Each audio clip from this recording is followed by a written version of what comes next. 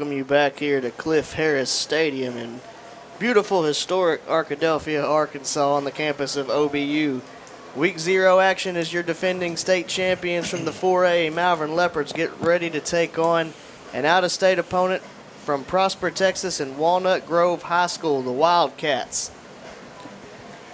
Big-time football atmosphere. Yeah, and we watched the kids come in, and I'm guessing, 65, 70 of them, something like that. And I tell you what, Ben, those Texas boys, they pass the eye test, don't they? They do, and there's no question that you're playing up in big classification Texas football when you look across the other side, and they've got 70 kids, and all of them look like they made the team. Yeah. You know what I mean? None of them look like they snuck in to make the team. It's like they all made the team. We don't have a stat on this, but I'm looking at who our captains are down there, and I don't know that we have ever walked out 4 guys with D1 offers at the same time. Vinny Winters, currently uncommitted, offers to places such as Arkansas, Missouri, Kansas State. Dylon Carradine, currently verbally committed to Air Force Academy. Keelan Janelle, currently committed to Arkansas State University in Jonesboro. And Jalen Dupree, currently committed to Colorado State University. I tell you, I knowing some of these kids, Jalen loves Colorado State, and trust me, Colorado State loves him. So and then you got big number 5K5 going up to Jonesboro maybe, and Dylon he's such a dynamic player. Then you got big old 76 Vinny that's just always been Vinny, and he's just gets better. And there go our captains, guys. Well, our isolated player of the game tonight is another guy with college offers currently being looked at by Lyon College. It's going to be our center, number 50, senior Jack Bulhoes. We always try to match who the isolated player of the game is with the opponent.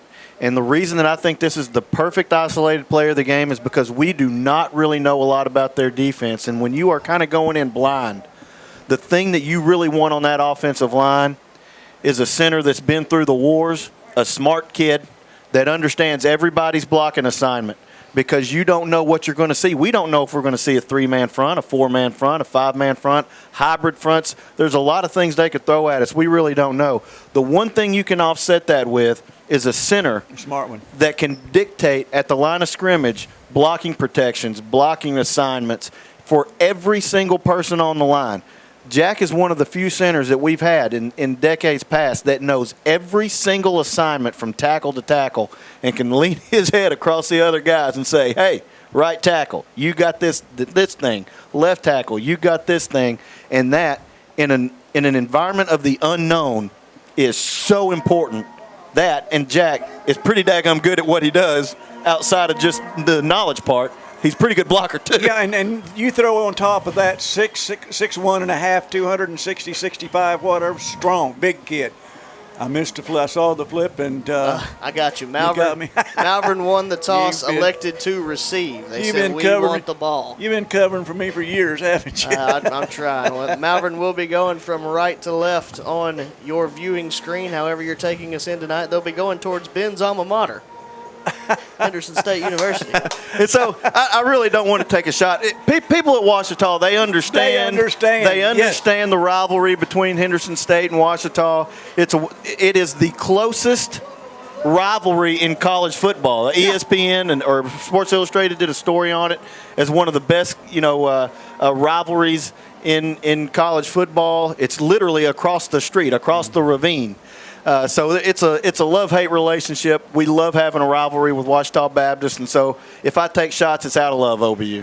For you people watching us on TV, and I know there's at least a couple hundred of you, when's the last time we saw the Leopards in all orange? Last year. They were last year? Yep. Did they? Did I miss that one? Did I sleep through that one, I guess? I told you they looked like Oklahoma State. And That's you right. about threw up. That's right.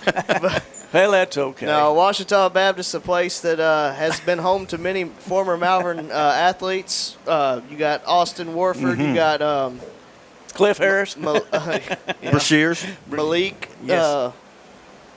Malik from a few years ago. Oh, you've got one in the. Yep. You got a D back in the NFL right now too. I saw from. In Jacksonville. Yeah. Yeah. Also, coach on staff was another quarterback. Lance Parker was a quarterback here at OBU. A lot of connections. There's a lot of history, and not to make light of it, but the Battle of Levine, I'll say it. Adam It's Levine. just, it's something that you got to really experience it to understand it, don't you, Ben? You do, and we're actually in the Rex Nelson Yes, we booth, are. and Rex Nelson. whether you're a Henderson guy or a Washita guy, that's a name that everybody respects. knows, yes. Everybody respects on both sides of the ravine. Ryder Ranzer is the kicker for the Walnut Grove Wildcats. Jalen Dupree back deep to receive for the Leopards. Well, guys, now's as good a time as any. The road to repeat starts here. Starts here.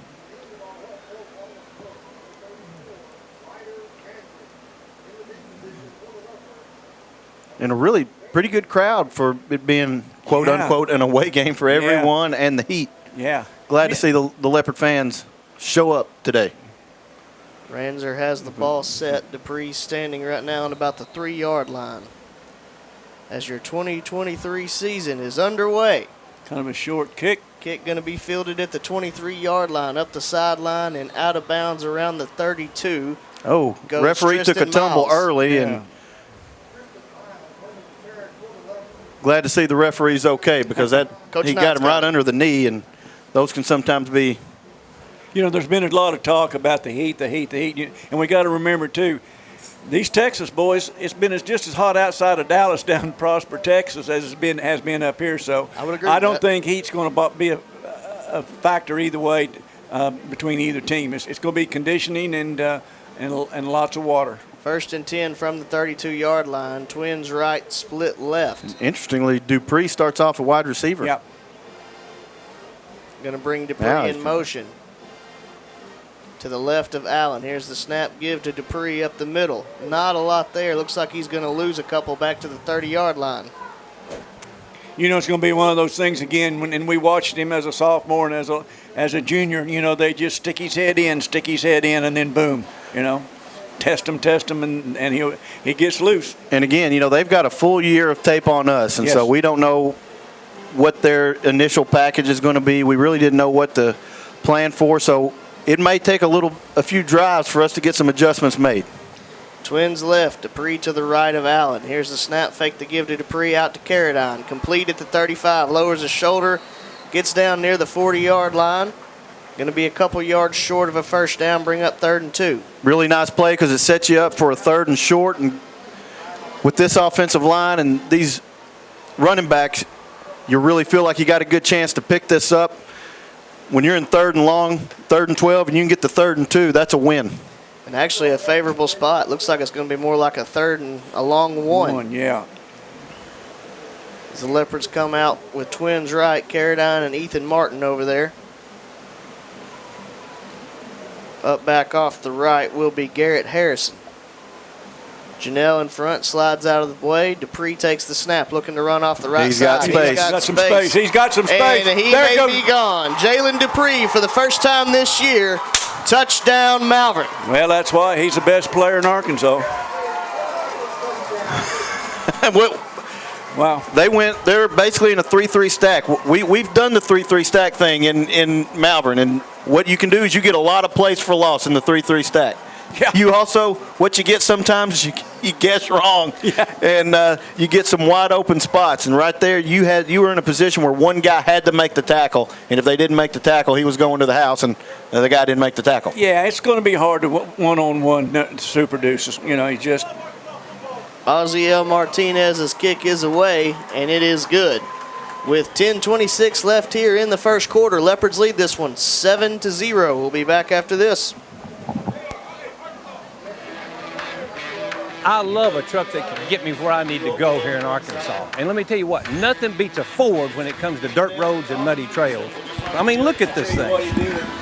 Hey, come and see what all we've got at Smart Ford. And don't miss out on another giveaway we got coming up this month. Sign up on our Facebook page. Make the smart drive to Smart Ford in Malvern today. Hey, be sure and tell them the Wild Man sent you.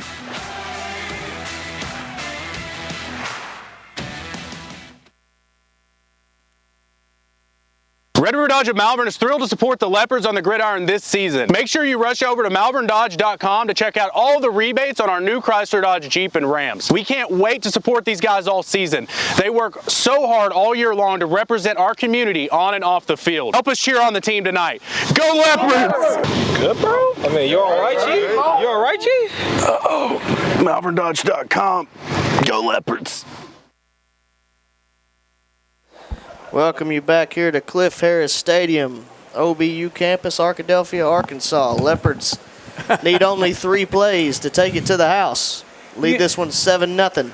And Ben really did a good analysis on that, and we've got a timeout here. Ben, give us a quick what you were talking about that setup and that playoff. Well, we're going to run a lot of 2 tight end sets, and we don't really have a weak side because we can run power to both sides. And what Walnut Grove did right there is they really put pressure on our left side, their right side, and it's just a decision. Well, if you're going to load up on one side, we're going to run to the other, and if you load up on one side, you're going to leave gaps on the other, and it's just an easy pick which side you want to run to. Well, we're going to pick the side with the less defenders on there, and you had one guy that had to make a tackle. He didn't make it, and Jalen took it to the house.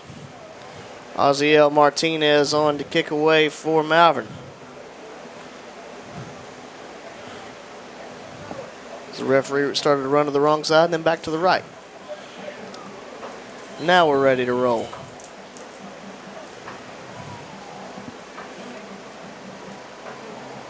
Martinez kick is nice away. Kick. Really it's nice go kick. Over the head into the end zone for a touchback. Walnut Grove will take over. Sorry, You know, the thing about it is that's good to see because it's been a while since we've had one that could put it inside the 5 and into the end zone on the kickoff because we did a lot. If you remember, we did a lot of spot kicking off last year, a lot to the 30, 35 or whatever. Would like to read a couple of sponsors. State Representative Rick McClure is a proud supporter of the Malvern Leopards and Life Point Church, where we are loving God, inspiring others, fostering faith, and enjoying life. Located on Highway 67 South by Arbor Oaks. Visit lifepointmalvern.org. Sundays at 10:30 a.m. Twins to each side for Walnut Grove. Here's the snap give to the back up the middle. Going to be met pretty quickly. Yeah. May have got one out of there as he's pushed out in the backfield by Keir Smith. Yeah, that's another kid to really watch, Keir Smith. He played so good in the playoffs and particularly the championship game last year. Big old number 52 he's another one of those good ones. And well, we've talked about defensive tackle. His strength is defensive ends. We've got a lot of guys at defensive end that can play. Fake the give, slant route. Knocked out of his hands by the cornerback. See the number. Number 18, that'll be Aiden Delamar. Is that Delamar? Yeah. Sophomore corner. Well, that's promising to see some of those sophomores come in making an impact early because he did get a hand on the football. Yeah. Really good timing. Walnut Grove stays with twins to each side, back to the left of the quarterback. Fakes the Come give, to looking to throw, and they're going to get to him. He's brought down in the backfield. Wow. Big loss on 3rd down there. Yeah, and it looked like leading the pack to me was Romare Bennett, number 11, the Rocket, I'll call him. I mean, he goes. We've been talking about Romare now for 3 years, and yeah. When he was a sophomore, he still had that tenacity. There was never hesitation with Ramir, and he's just gotten bigger and stronger. And so now he was always going downhill fast. Now he's going downhill real fast. Real big and fast. Ryder Ranzer on to punt for the Wildcats. Dylon Carradine back to receive for the Leopards. Not much. Kick is away. Dylon says get away from it, but takes a bounce where he will field it around the 39-yard line. He's got a little bit of room to run here. Dylon Carradine, just tripped up as he crosses the 35. Looked like he had reservations for 6. Lockdown 24 is looking for the goal line. There was a close play that could have gone either way. Kind of got him in the side, and I think they're going to catch it for a block in the back. Okay. There is a flag sitting on top of the Tiger nose. That's what I was just going to say, right on the Tiger's nose. Take away the good return from Carradine. And it was one that really, I have to go back and look. I was afraid it might draw a flag. It was one that I felt like might could go either way. Will be a block in the back on the Leopards. But generally speaking, if it's hairline and the guy's not looking, nowadays they will almost always throw the flag. Yeah, yes. After the penalty, the Leopards will start from the 31-yard line, 1st and 10. 9:07 here left in the first quarter. The Leopards lead it from 7-0. Going to come out with twins to the left. Janelle going to be the up back on the left side. Allen's got Dupree to his right.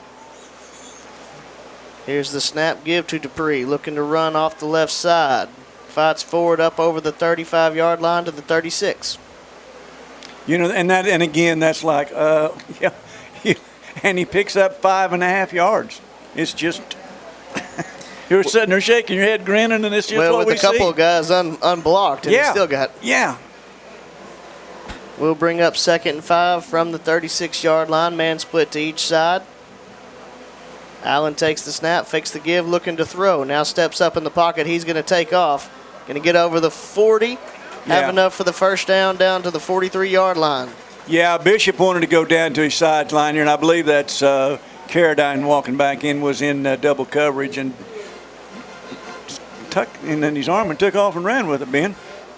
Yeah, and I think that's one of the things that they're really looking for out of Bishop is he's a little bit more of a throw first guy than Cedric. I think if you talk to the staff, he's wanting to throw it a little more than Cedric, and I think one of the things they're trying to train him on is if it's not there early, go ahead and use your athleticism, and I think that's a play that the coaches are gonna like to see when they go through the film. A little bit of confusion here on Malvern's sideline. Going to take our first time out of the game with 8:04 left in the first quarter. Malvern leads this one 7-0. We'll be back after this.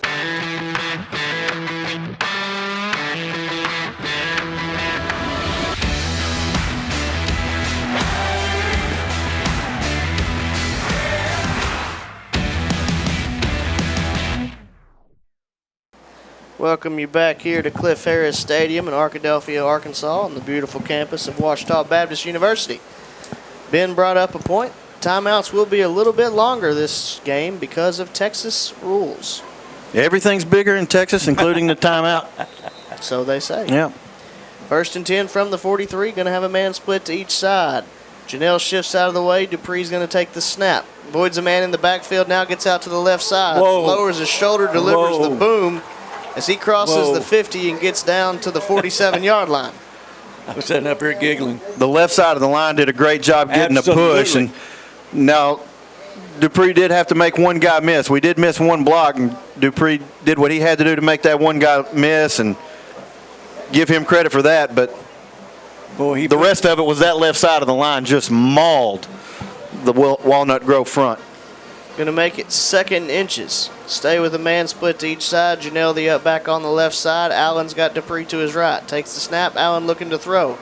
Gets rid of it right as he's hit as Janelle makes the catch up the sideline down to the 35-yard line. You know, we saw a lot of that last year, Ben. Janelle has the ability to get to the ball and catch it. We saw a big play in the first round of the playoffs last year, too. Yeah, well, he's a mismatch. If you're going to put him on the outside, the corner's too small. If you're going to let him run down the middle of the field, linebackers probably can't keep up. I want to give a big shout out to that quarterback who took a massive shot but delivered a strike. Great job, Bishop Allen. Allen takes the snap, give to Dupree off the left side, up over the 30, 25, 20. Going to step out of bounds after putting somebody on their seat. Well, I tell you what, Jalen's carrying he's carrying at least 10 pounds heavier. He's running at about 214, 215 now. And he's down from about 225 during the summer. And I was kidding him about it, but he said he's bigger and faster. Well, Seth's going to know what I'm talking about because he's played Madden on a creative player. It's almost like you created a monster at running back. He's just running people over. Here's a snap give to Tavian Clegg. First carry of the year. He gets up over the 10-yard line down to the 8.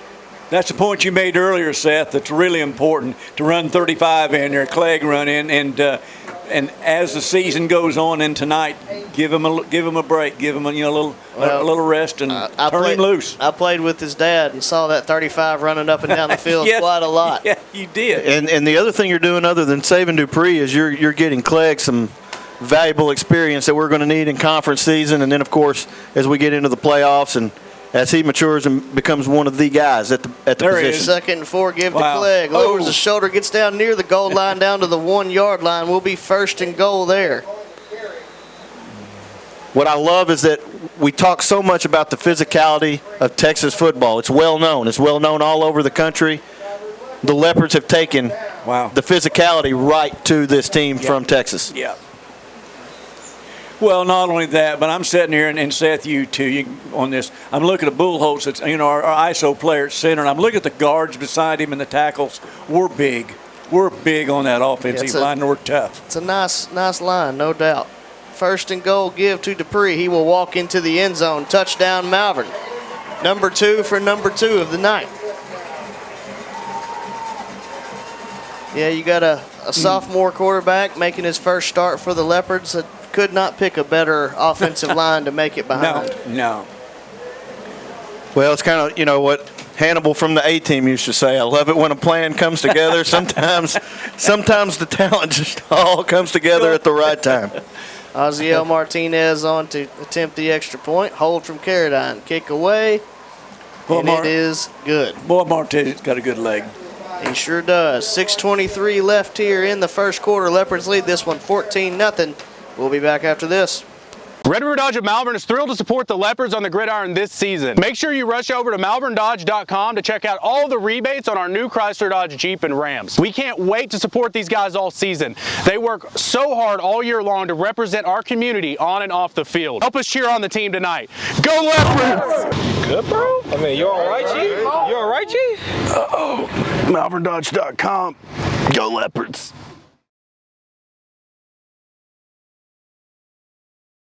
Welcome you back here to Cliff Harris Stadium, Ouachita Baptist University. We thank you again for hosting our match. I'd like to. Not our match. Our opening week 0 opponent, Walnut Grove here. I'd like to say we got a second here to thank again early Steve and Mary Laverne. Steve and I, this is our 23rd year running together. He has helped me on lots of ways. He laughs at my misenunciations. He corrects me, and it's a friendship that's deep, deep, deep to both of us. And thanks again, buddy. We're going to do another year. I tried to talk Johnny into coming back for a cameo the other night at kindergarten registration. He said he is retired. I said to him something about it at church and couldn't get an answer out of him. Osiel Martinez has the ball teed up for the Leopards. We will get a home game and get Michael Chance back up, though. But will there be math? No, not with me included. Sky kick going to be fair caught at the 25-yard line. Looked like he fair caught it, then thought he might want to take off with it. Well, I think he caught it and thought, I had a little bit more space than I thought. I made a mistake. 6:22 left here in the first quarter. Leopards leading 14-0. And we don't really keep up with time of possession in high school, but we've had it about 5 of the, or probably, let's see. Took more than 30 plays to score the second drive. Yeah. I bet they've only had it about 45 seconds. They're going to come to the line 1st and 10 from the 25. Twins to each side. Give is to the tailback up the middle. He's going to fall forward, pick up about 3 or 4 on first down. Yeah, that's that same dive play that they're getting, that the quarterback just turns and hands it to his tailback. And 32, Ryan Kuhn. yeah, 2nd and 8. Fakes the give to Kuhn. Quarterback going to keep it now, toss it out. Got a man out there, makes a man miss. Up over the 40, 45, and he's in the record books for the longest play in Walnut Grove history at this point. You know, Blake Miller. That was one thing. Going to be all kind of records set this year for Walnut Grove. That JD was talking about, and we haven't seen it. They haven't spread it out and thrown it as much as I thought they would, but that's a variation on it right there. Hurry up offense. Fakes the give. Quarterback throws it out again. Holding. Complete to his receiver. There it is. They got 13. I call. Thank you. Knocked out right at the 46-yard line, but as Ron alluded to, there is a flag on the play. That was John Hudson on the I was reception. going to say, yeah. I got to find my glasses so I can read this. Throw from Braden Butler.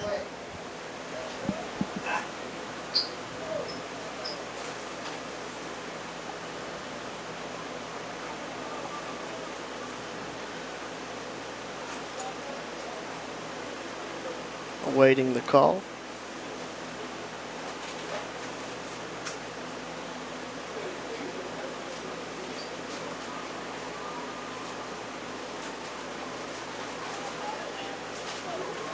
Here comes the white hat.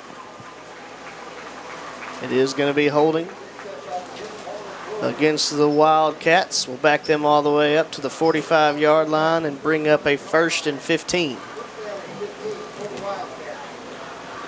Having a little bit of success from the fake give, quick throw out to the outside receiver. Twins left, split right. Try to see if Malvern's going to jump. No go. Coon going to be to the right of Butler. Nope, switches back to the left. Here's the snap. Give is to Coon. Cuts it up. Going to get up over the 50. Roll over a man. Looks like down to the 48-yard line. Looked like Forrest Landreth actually came from the backside. Yeah. All the way across the line. Makes it 2nd and 8 from the 48. Walnut Grove looking to go in a hurry. Twins left, split right. Up back off the right side. Coon to the left of Butler. Now walks up, makes adjustments with the line. Fakes the give to Coon, looking to throw. Airing it out deep. Testing Delamar. And what a catch. Yeah. Yeah, it was a catch, and Delamar was just a little too close to him, so. To say the least. That was Luke Watkins with an impressive grab as he was being interfered with. Delamar was running with him, but he couldn't get turned around to find the ball, and hence they're going to call interference on that one every time. Obviously will be declined after the catch. Gain down to the 15-yard line.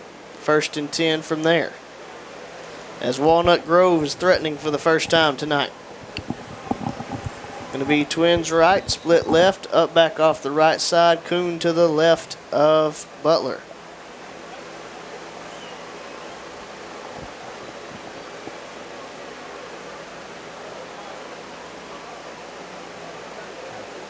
Butler takes the snap, give to Coon off the right side. Not a lot there. He's going to be met at the line. Looks like he may have fell forward for a yard. Nice play by that interior line. Akir Smith getting up off the pile. Yeah, Akir stuck his nose in there, and again, now once again, number 11, Romeo Bennett sticking his head in there, and absolutely what? I gave him a half a yard, Seth, maybe a yard. Yeah, give him a yard. Call it 2nd and 9 from the 14. No, I can do that math. Twins right, split left. Coon to the left of Butler. Butler looking to throw. Same Fader thing. out to the end zone. Overthrows this one out of bounds. Yeah. Running stride for stride there was Delamar. And really the big difference that time was Delamar had his head turned around, was able to locate where the ball was going to be, was able to stay stride for stride. Yeah. Yeah, it's very important, those D-backs, they have those swivel hips so they can turn. Butler looking to throw. Oh, wow. Screen set up. Set up very well, very too. well. Like he's Great going screen. to score.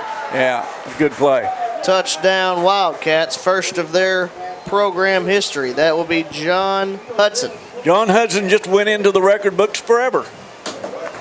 That's a trivia question for 2037. There you go. That's a well-designed play. They played into the strength of what the Leopards have been showing. Lots of pressure, and you can set up a screen against that, can't you, Ben? Yeah, we've been trying to, basically lock down man-to-man and bring pressure. And when you bring pressure, you are susceptible to screen plays, for sure. Oh, bad snap on the extra point. Hudson's just going to fall on it. So with 3:57 left here in the first quarter, Leopards lead 14-6. We'll be back after this. Farmers Bank and Trust is proud to bring you Kasasa. What's Kasasa? It's an easy way to earn cash, no talent necessary. It's like a participation trophy that's actually worth something. You do everyday things, we reward you in cash each month. That's free Kasasa checking. Ask for free Kasasa checking at Farmers Bank and Trust. Welcome you back to Cliff Harris Stadium here in Arkadelphia, Arkansas, campus of Ouachita Baptist University. Your Leopards lead the Walnut Grove Wildcats out of Texas 14-6 with 3:57 left here. First quarter action. Jalen Dupree back to receive. Got a little help from Clegg and Tristan Miles back there as well. Well, you know, the Wildcats from Prosper, Texas, they showed that they do have some offense, and they can throw the ball around a little bit, which Coach Plumlee? Well, they've been spreading us out all night. Yeah, yes. Ranzier. Onside kick. Oh, they're going to get it. Off Malvern will be recovered by Prosper, Texas. Sneaky. Kyler Wright right off of his hands there. Yeah. They really did a good job, too, offensively. Then once the ball, you know, they got in there, had a couple kids get a pad on Tyler, and he couldn't get back to the ball, you know. That was a really, really well-kicked ball, I mean, for the onside kick, because when the ball's kind of scuttling across the grass like that, you never know when it's going to take the hop, and so you're kind of hesitant to go get it because it could pop up at any time. Really, really well-placed kick. Here's a test for the defense. Twins each side. Butler takes the snap, looking to throw. Going to air one out across the middle. Got his man. He takes a shot, but hangs on. Down to the 30-yard line goes Luke Watkins. Was that Tristan Miles on the hit? It was, in fact. Give to Kuhn, met by Keir. Well, not Kuhn, sorry, my apologies. That's Jake Beller, but he's met in the backfield by Keir Smith and tossed down. Loss of 1. And it looks like I'll get back to that in a minute. 2nd and 11. Butler takes the snap, fakes the give, rolling out to his left now, tucks it under. Gets up over the 30 down to the 26-yard line. Looks to me like they're getting that first game jitters a little out of the way and getting the rhythm of their offense, don't you think, Ben? Trying to work into it. Yeah, I think they found something they like, which is kind of the deep ball right now. And, of course, that's going to loosen us up a little bit. Maybe they feel like they can throw it, but that's going to be trouble. That was a corner blitz there. Well, I don't know if it was a corner, but Angel Perez came hard off the edge, got the blind side hit on Butler. Going to bring up a 4th and long. And, actually, I think Barber was coming from the other side. Yeah, we were blitzing off the edge from both ends. And He took it from both ends because he took a shot in the chest and a shot in the back at the same time. Yeah, I think Barber had to put a little. He was going to be the bread on the bread or whatever, but Jared was there and laid it on him. I have no words, but we'll go with Twins at each side. Butler takes the snap on 4th and 11, looking to throw deep. Airs it out towards the end zone, going to go over the head. Oh, almost intercepted. Yeah, Tristan Miles, I think he's going to be quite happy he didn't intercept. I'd be glad he didn't. That's right, because that's better field position for the Leopards. We'll call that a good defensive play and say he did it on purpose. Fourth down, knock it down. Fourth down, knock it down. That's a good stop by the defense, guys. Withstand after the surprise onside kick. Offense going to take over at the 31. I'm not sure we hadn't taken over right at the 31 almost every time this first quarter. Well, and if you remember in the state championship game, I think the 32 was the magic number. 32 was the magic number. Will be 1st and 10 for the Leopards on the 31-yard line. Carradine split out to the left. Dupree to the right. Now going to motion Dupree back to the right of Allen. Here's the snap, give to Dupree. Looking to make some men miss, does. Gets upfield, lowers the shoulder down over the 40-yard line. All we do have a flag fly.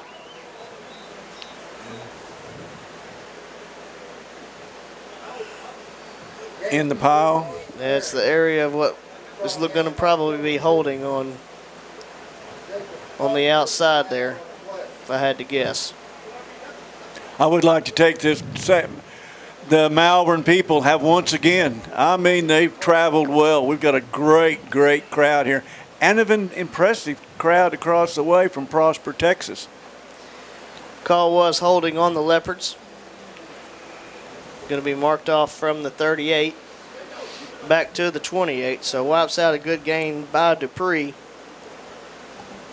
But I'm going to tell you that big gain was important because he almost got tackled about where we are right now. And so the difference is we've got 1st and 13 as opposed to 2nd and 13. He made 2 guys miss in the backfield that about made this a 2nd and long situation. So 1st and 13 is not a lot different than 1st and 10. You've got the whole playbook still on your first down chart available to you. Twins right, split left. Up back is Janelle off the right side. Allen takes the snap looking to throw. Gets it out to Martin, makes the catch.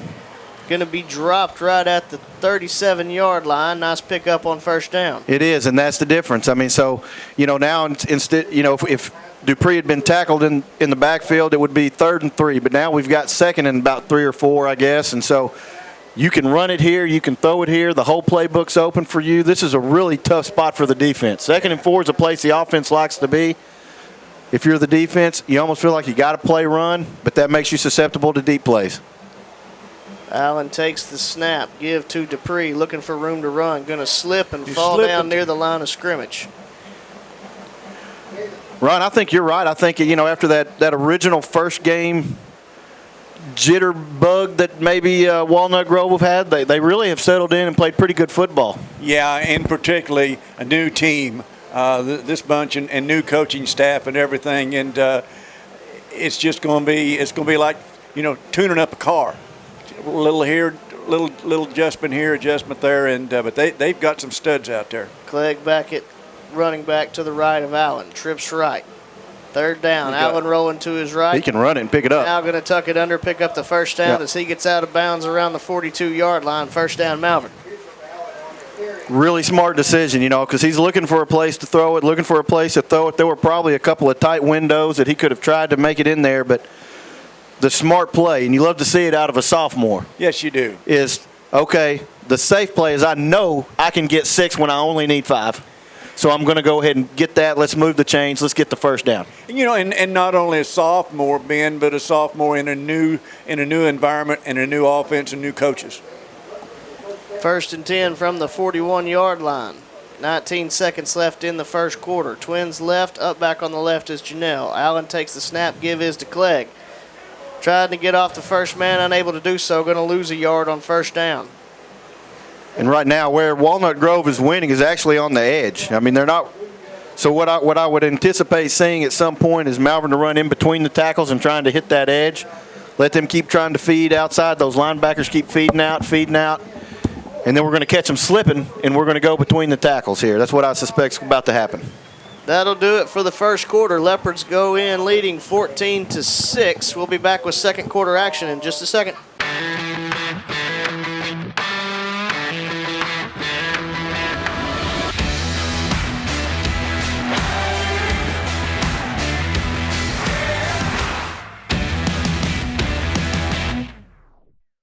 We'll begin the second quarter facing a 2nd and 11 from the 40-yard line. Twins right. Snap taken by Dupree, looking to run up the middle. Got a little bit of space met around the 45-yard line and push back there. Going to bring up about a 3rd and 6. And that's one of those situations we talked about, putting Jalen Dupree back there. He can not only run it, he can stand up and toss the ball too, Ben. It's a double-headed monster back there. And that quarterback power that we actually ran with a lot of different guys last year, taking the direct snap, was really the bread and butter of our offense for most of the season last year. Whether it was Said taking it or Dupree or even Janelle, that quarterback taking the direct snap and going right up the gut, that was the foundation of our offense for many weeks. Allen takes the snap. Going to find Carradine out over the 50. Makes first man miss, second man miss, and then steps out of bounds around the 41-yard line. We'll pick up the first down. That's another first down, 11 minutes here left in the first half. Leopards leading this one 14-6 and driving, and another 1st and 10 inside Prosper. Really savvy play by both players, both Allen and Carradine. Carradine got open. He kind of shifted himself, kind of drifted into an open space and waved his arms. Hey, I'm wide open, I'm wide open. Really good job by Bishop Allen to use his feet to create some space to make the throw. Really, really good job by both players right there to pick up a key first down, keep the drive alive. First and 10 from the 42-yard line. Allen takes the snap, looking to throw out to Carradine again. Ooh. This time looking to run before catches it. Yeah. Boy, Allen, he throws a really nice ball. He throws it. I mean, it's so smooth and so easy. You think, I don't think that's hard enough. But the ball actually gets out there in quick and in a hurry. Really, really outstanding release, for a kid his size. And by that I mean he's a good-sized kid, but he's just not. And that's one Carradine's going to wish he'd have caught because then he was in a one-on-one battle to try to get to the end zone. And I think he may have been thinking about that before he got his hands on the football. Second 10, give this to Clegg. He's going to get back near the line of scrimmage, may pick up a yard. Looks like it's just going to be line of scrimmage, bring up a 3rd and 10. Yeah. To me, this is an interesting play call for Coach Plumlee because do you treat it like 3rd and 10 or do you treat it like 2nd and 10? Yeah. Because you're kind of in that area where you don't want to punt it. You're almost in 4-down territory. It's a lot easier to go for it if you're 4th and 5 or 4th and 4. Yeah. So the question is, do they want to get half of it or do they want to try to go get all of it right here? 3rd and 10 from the 42. Twins left. Up back is Janelle off the left side. Clegg to the right of Allen. Here's the snap. Allen looking to throw. Plenty of time. Now going to tuck it under. He's going to get a lot of it right there. Oh. He stops. Look at there. And he's going to air it out deep. He's got Carradine. Touchdown, Wow. Malvern. He probably could have got the first down, but recognizes the line of scrimmage, pauses on a dime, and throws it to Carradine. And the rule is, and this is something, the rule is your entire body has to be across the line of scrimmage. And his back foot had not crossed the line of scrimmage, and that's why there was no flag there, because half of his body was very well over the line of scrimmage. But a great job of being able to know where that line is, stopping and hitting the home run ball. Not only that, throwing against the grain, throwing across his body. He was going left and through with, that's tough. Carradine to hold. Martinez kick away, and it is good. And not only threw it, Ben, but he threw it a long ways. And on a dime. On a dime. On a dime. First touchdown for Air Force commit Dylon Carradine. 10-11 left here in the first quarter. Leopards leading 21-6. We'll be back after this. Teal Dentistry is a proud supporter of Malvern Athletics. Doctors Jesse and Matt Teal provide a full family dentistry service.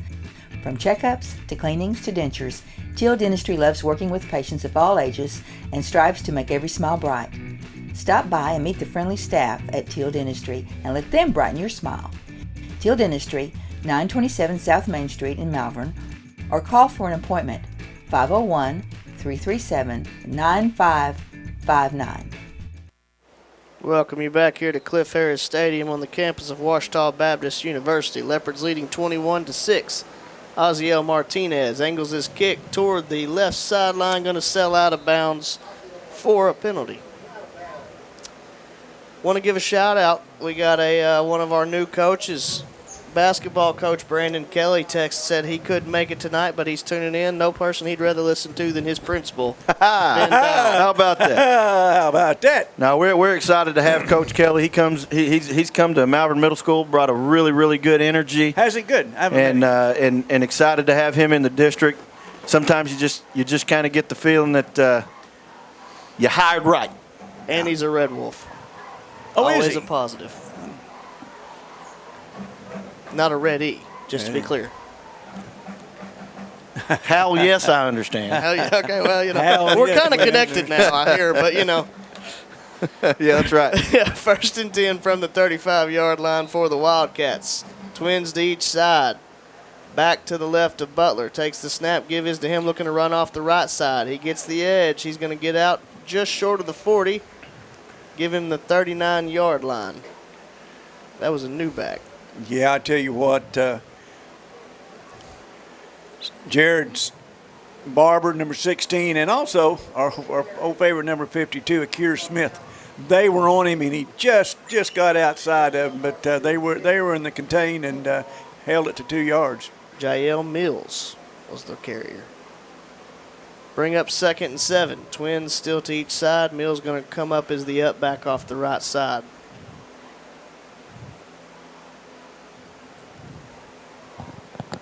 Butler takes the snap, immediately looking to throw out. Got his man. Going to be pushed out of bounds as he crosses the 40 to the 41. That was John Hudson. Well, the one thing Walnut Grove is going to do is they're going to use the entire field. They've got a wide receiver hugging this sideline, wide receiver hugging the other sideline. They are really trying to spread that defense out, trying to make those safeties and corners run long distances. Give is to Mills up the middle. He's battling forward. Looks like he's going to have enough for the first down. I kind of wondered if they were actually set there at the beginning of the play. Looked like there was still some movement, but no flag and first down for the Wildcats.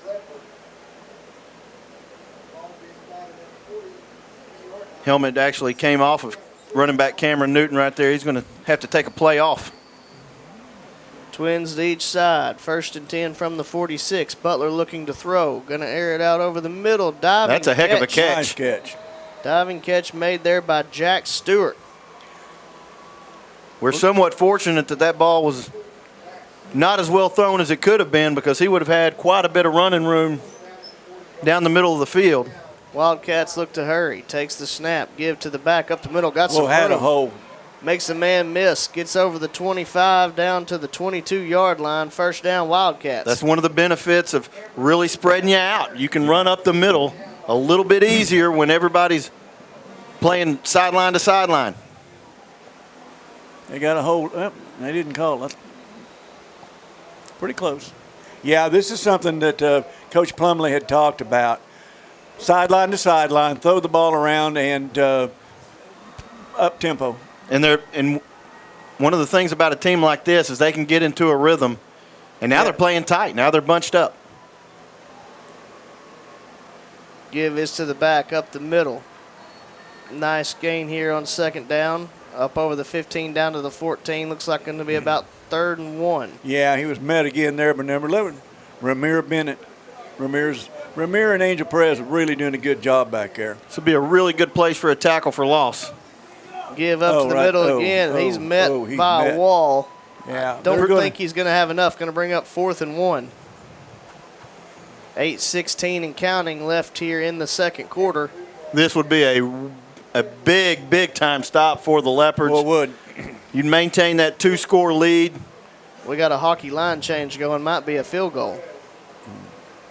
Or maybe just short yardage package. That may be that looks like their big boy package. Yeah, it is. He's got it. Snap. Yep, going to have plenty of room for the first down. Still fighting off people down to the 6-yard line. 1st and goal for the Wildcats. Yeah, I think that field goals are not on the itinerary today. I think teams are going to need 6 and 7 and 8 points to win this one. Malvern looking to get timeout as Coach Plumlee is sprinting down the sideline. I believe they granted it to him. They did. He said that it was for Walnut Grove, but I'm pretty sure it was a timeout, Malvern. The Walnut Grove coaches were not happy. 7:46 left here in the second quarter. Leopards leading 21-6. We'll be back after this. Welcome to Larry's. Hey guys, my name is Garrett. I've been coming to Larry's Pizza here in Malvern ever since it opened. My favorite is baked potato, chicken honey mustard. I love it. Come on down to Larry's. It's so good you don't even know. Larry's Pizza has buffet Tuesday and Friday nights starting at 5 p.m. Call us here at Larry's Pizza for all your specialty and game day pizza needs. We want the Malvern Leopards to have a successful football season. Go Leopards! Welcome you back here to Cliff Harris Stadium on the campus of Ouachita Baptist University. Here in Arkadelphia, Arkansas is the Walnut Grove Wildcats threatening 1st and goal from the 6-yard line. Coach Stringer wanted you to know the basketball program was in full support. He is listening as well. And All right. Enjoying hearing his principal talk as well. I got to say, I like my middle school staff, and I tell you what, we had an interesting week with the bus routes today, and I'm going to tell you the staff just handled it like absolute champs. Very, very proud of the way they handled the week. Run up the middle, lower shoulder, fighting towards the goal line. I think he made it. He made it. That will be a touchdown for the Wildcats. That was Ryan Kuhn on the carry. And I tell you what, you got to give some credit to Walnut Grove. It would have been real easy to kind of lay down. Malvern jumped all over him, and it sure seemed like in the early going that it could have been a rout. Yeah. And Walnut Grove has answered and said, you know what, we're going to bow our necks right here, show some pride, and they're not going anywhere. So they are going for 2, though. trying to make up for that missed extra point. Yeah. Parker Denby They got the big package in to again. the right of Kuhn. Kuhn looking to run. He's going to power it in. 2-point conversion is good. 7:40 left here in the second quarter. Leopards leading 21-14. We'll be back after this. Red River Dodge of Malvern is thrilled to support the Leopards on the gridiron this season. Make sure you rush over to malverndodge.com to check out all the rebates on our new Chrysler, Dodge, Jeep, and Rams. We can't wait to support these guys all season. They work so hard all year long to represent our community on and off the field. Help us cheer on the team tonight. Go Leopards! Good, bro? I mean, you all right, Chief? You all right, Chief? Uh-oh. malverndodge.com. Go Leopards.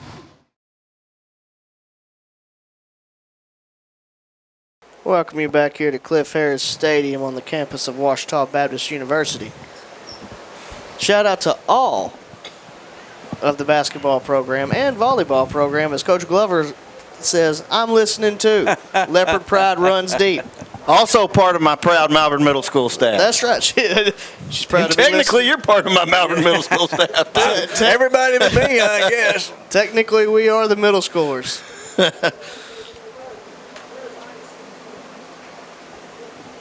As Rasner has the ball teed up for the Wildcats. 7:40 left here in the first half. Leopards leading 21-14. Onside kick last time. Let's see what they do here. Sky kick angled toward the right.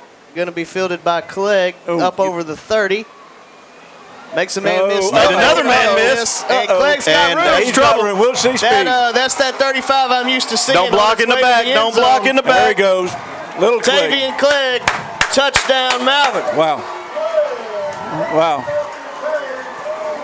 And I can tell you who hates to see that, and that's the rest of the 7-4A. You think you're getting rid of Jalen Dupree, and then you get a Clegg that's a sophomore. Take it to the house. Another 35. Lord have mercy. And you love to see it. I was watching him as he was gauging his speed against the guys coming in, and when he kicked the afterburners in when he needed to, but he's really working these blockers and doing well. And a lot of missed tackles in there, a lot of broken tackles. Were you watching when he stiff-armed the guy to the ground right there at midfield? At midfield, yeah. I got Michael Chance on the texting me, and then he's watching. He says, yep. He asked me if it was his dad, and I said, yeah. And he says, looks just like his dad. My friends, to Stephen Clegg. is what you call an encouraging development. Yeah. Dylon Carradine on for the hold. Martinez kick. It is away, and it is no good. Ooh. 7:25 here in the first quarter. Leopards leading 27-14. We'll be back with more action in just a minute.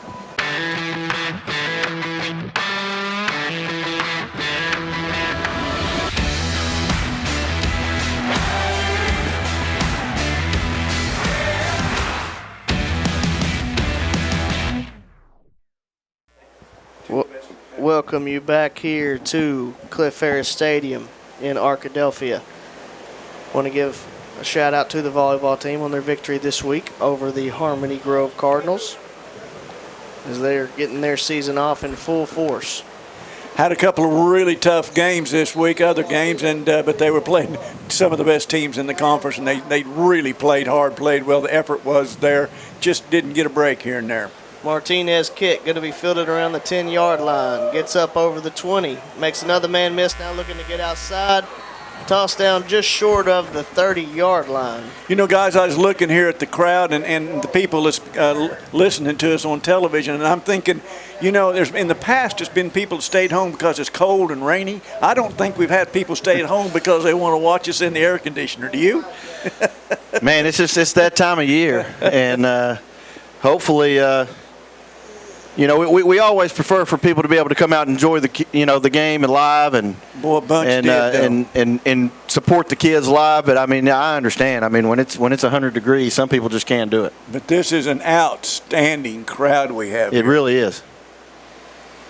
Walnut Grove comes to the line. Twins right, split left. Back to the left of Butler. He takes the snap, fakes the give, looking to throw. Wheel route right through the hands of his tended receiver. That would have been trouble if he'd have caught it for sure. Yeah. That was a Ronnie Wingo wheel route there. Yeah. Looked like there may have been a little confusion about where Ben Rock was supposed to be. Yeah. I think, I don't know if he may have gotten on the field late, so he may not have gotten the play. And Angel Perez was doing his best to make up ground on him. And but anyway, we got a break there. They missed that one. Trips right, split left, back to the right of Butler. 2nd and 10. Butler looking to throw. Screen. Up the screen again, almost intercepted. As that one was read well by Forrest Landry. Forrest,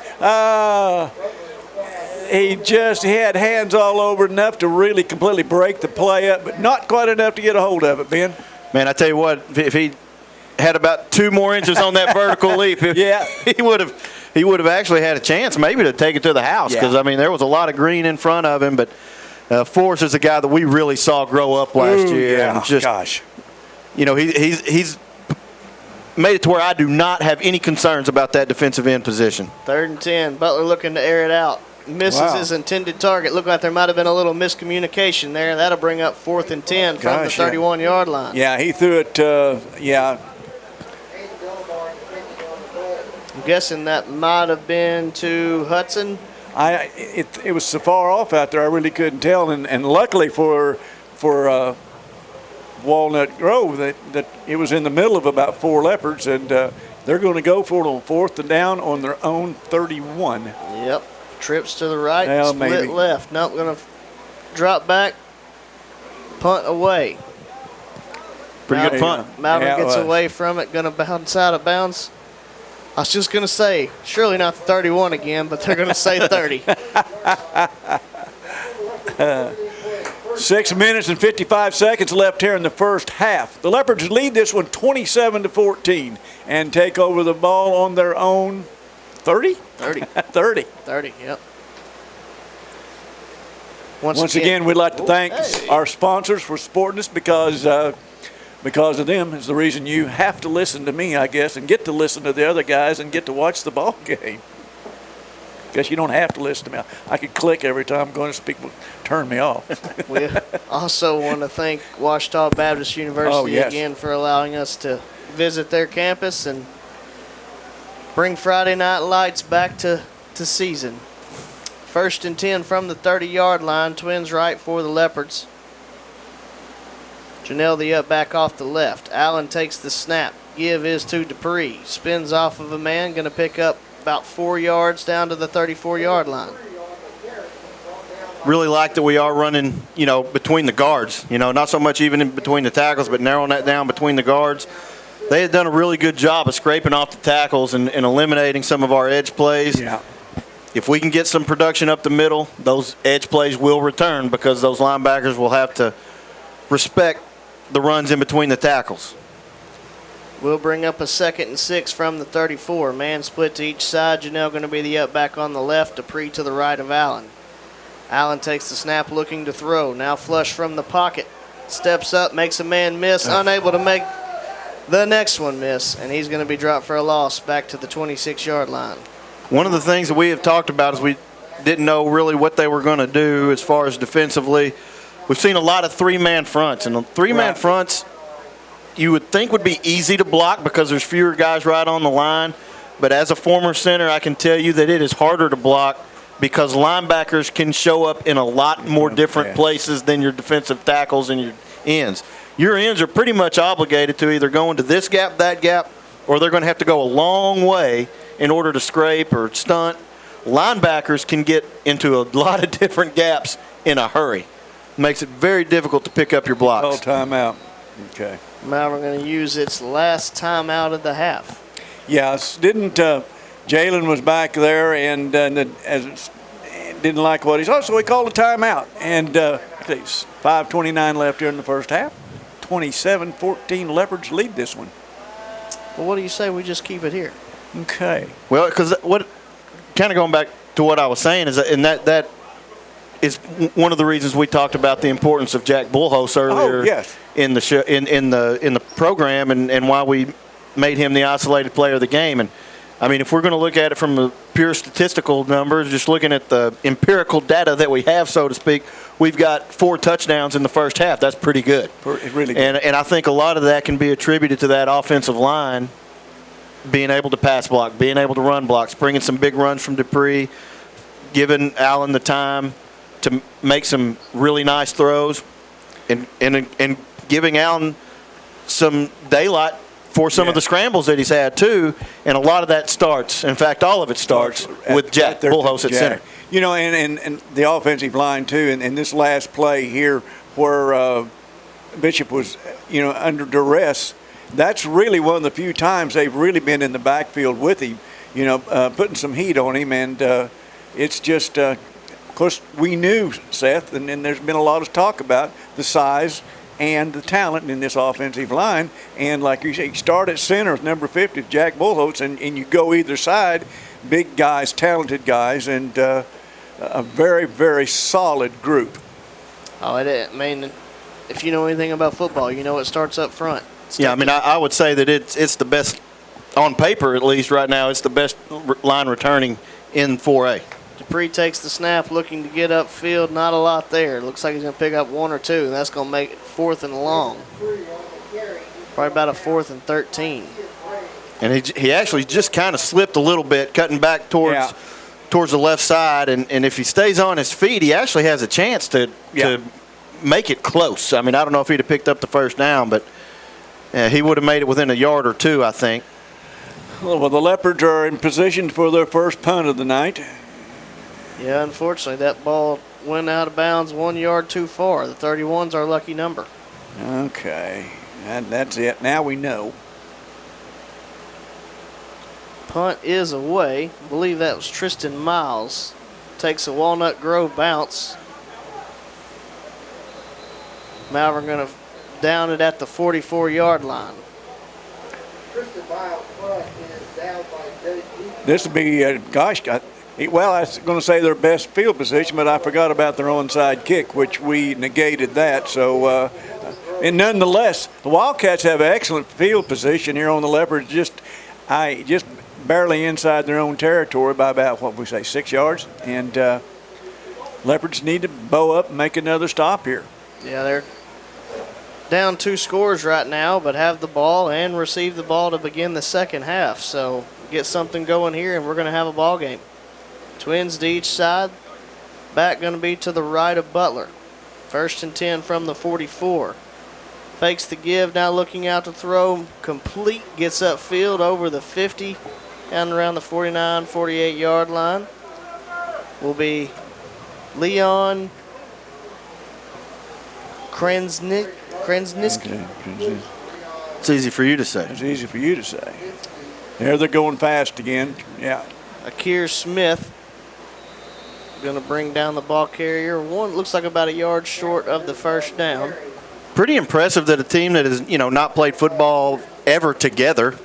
I mean, most schools grow up, feeder schools go into the same high schools, etc. But for them to be able to run this hurry-up, high-tempo, no-huddle offense and not have penalties associated with that tells you the quality of coaching that they've got over there. Got some sort of penalty. I didn't see what it was. Looks like it was against Malvern. Was it a sideline warning or something? It was not a sideline. Because they're not moving the chains. Yes, they are. Yes, they are. Got to say a shout out here to Nikki White listening to us. She's home, not here because of COVID. Is that unsportsmanlike? COVID. We got you, Nikki. We'll pull our obvious homerism just for you, more for you tonight. Take care and get well, kid. 1st and 10 from the 34-yard line. Butler looking to throw, now going to tuck it. Not going to be much there. Looks like you may lose half a yard. Yeah, if you're Walnut Grove, you would not mind scoring a touchdown with very, very little on the clock. This may be one where you would think they might want to slow down a little bit, but they're still going to go fast. Throw out. Oh, man. Wow. Bounces off the chest of the receiver, and then I think off the chest of Hutchins, I believe that is. Back Hutchins there. Yeah. And we talk about, some of the guys to watch over the next 2 or 3 years. David Hutchins is one of those guys. Yeah. Incredible ball skills. Yes. A guy that just knows where the ball is going to be when it's in the air. I would love to actually see him play center field because he's one of those guys I think would know exactly where the ball is going to be right off the bat. 3rd and 10. Twins to each side, back to the right of Butler. Fakes the give. Butler looking to throw. Got a man across the middle. He's going to be hit and dropped. Should be about a yard short. Yep, going to bring up a 4th and 1. That was Hudson on the reception. Once again, they're really getting in that hurry up, trying to catch the Leopards. Miles brings him down. Yep. 4th and 1. Give to the back, up the middle. He's going to have enough and more. And a touchdown, actually. Touchdown, Walnut Grove. Yeah, and once again, and it's a good move, honestly, by our opponents because they're doing it fast. They're doing it fast, and I mean, interestingly enough, I mean, it's not like they're running similar formations. They're running trips and twins off, and empty back sets, and then they'll bunch them all up, and out of the same group of guys, and that's hard defensively to figure out what personnel you want out there. Dominic Ciano's kick. I don't think that's going to get there. Hit the crossbar. Going to hit the crossbar. No good. 3:13 left here in the second quarter. Leopards lead this one 27-20. We'll be back after this. Identity, the indicating factor of who or what someone is. Every day is a new chance to discover who I am, who I will become, and what will become of my future.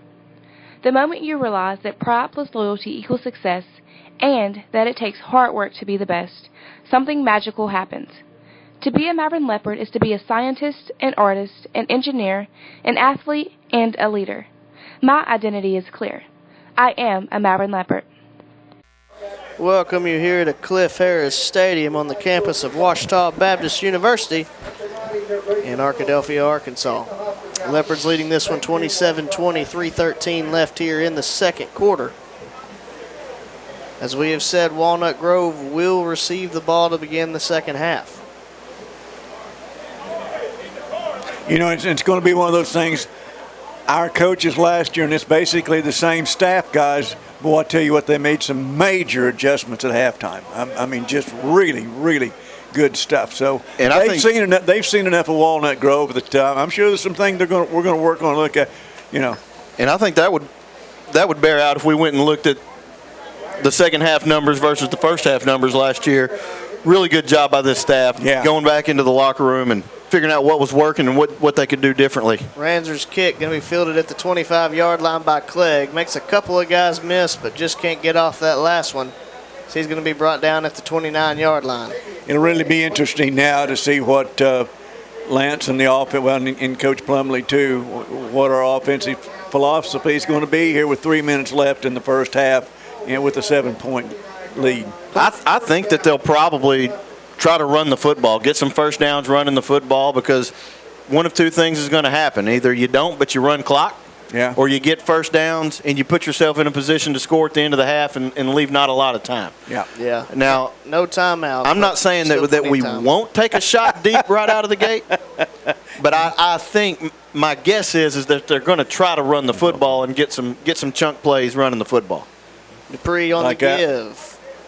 Bounces off a couple of guys and falls forward up over the 35 to the 36. Hard run there by Dupree. That's something that caught our eye. Remember, guys, that caught our eye when he was a sophomore.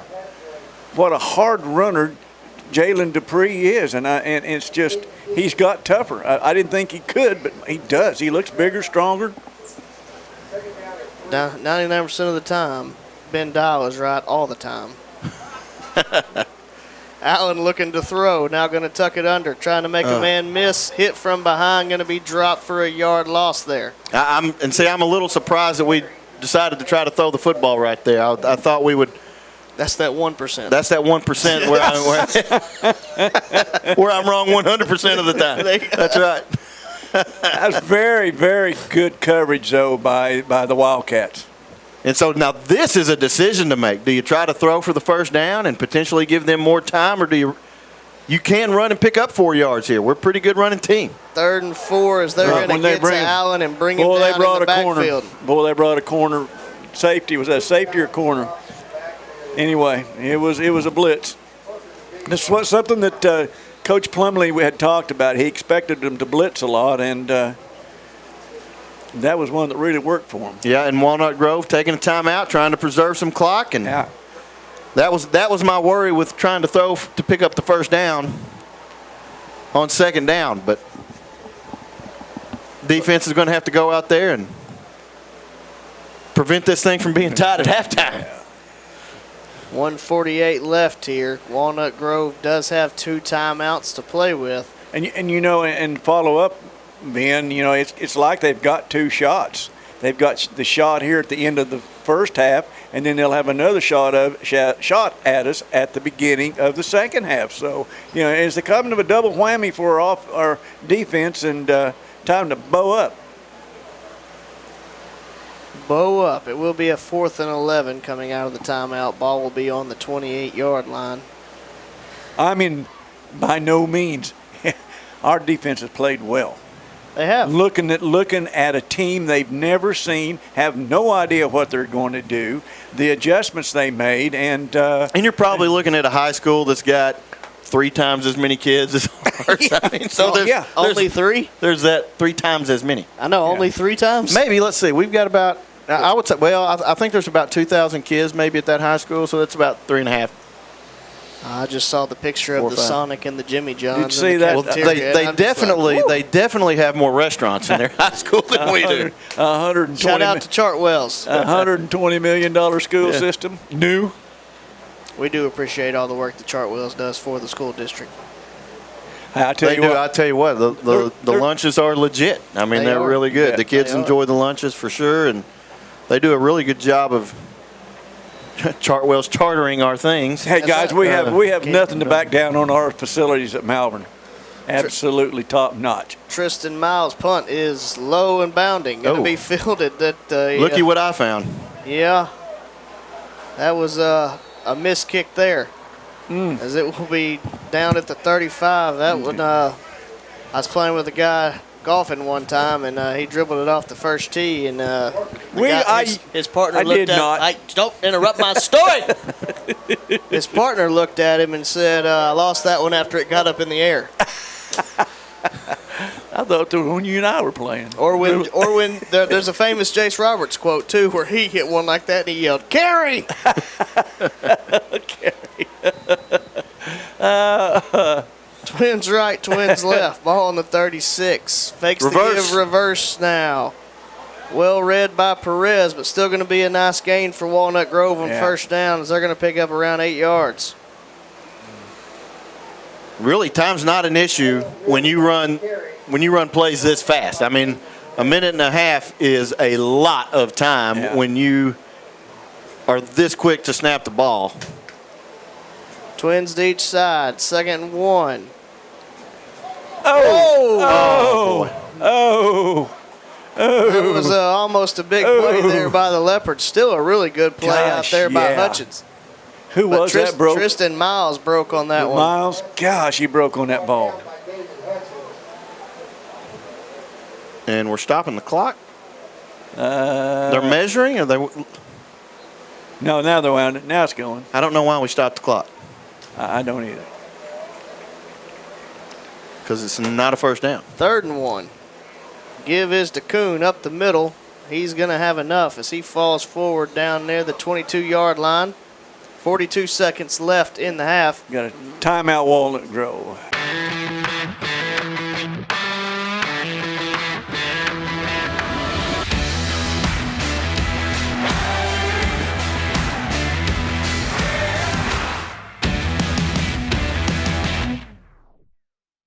Welcome you back here to Cliff Harris Stadium, Ouachita Baptist University. 42 seconds left in the first half. Walnut Grove trying to even the score. 1st and 10 from the 22-yard line.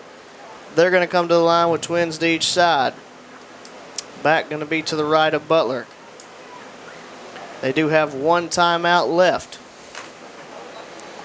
Wow, they give him a lot of time there.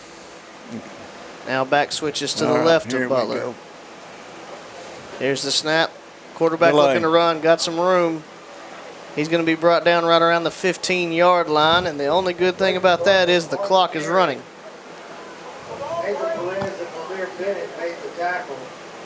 Snap, Butler going to run it again. So he's going to get up over the 10. I bet they use a timeout here. Yeah, they're going to set or they're going to spike 21. it. Yeah, you stop the clock here. I'd imagine you're probably going to try to get to the line and save it if you can.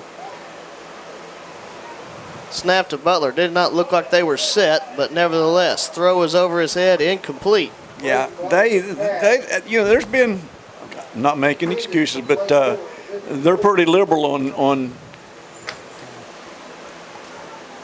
whether they're set or not. 11.3 seconds left here. Leopard's trying to hold on to. Former coach Mike Scarborough might have been pointing that out. He's right down there by the official. Will be second and goal from the 8. 11.3 seconds left in the half. They may try to run this and call timeout. They still have a timeout left. Butler looking to throw. Yeah, he was open. Got a man in the end zone, complete. Touchdown, Wildcats. A lot of time. Yeah, I thought Butler had time, too. I thought he was going to take off and run it up the middle there. And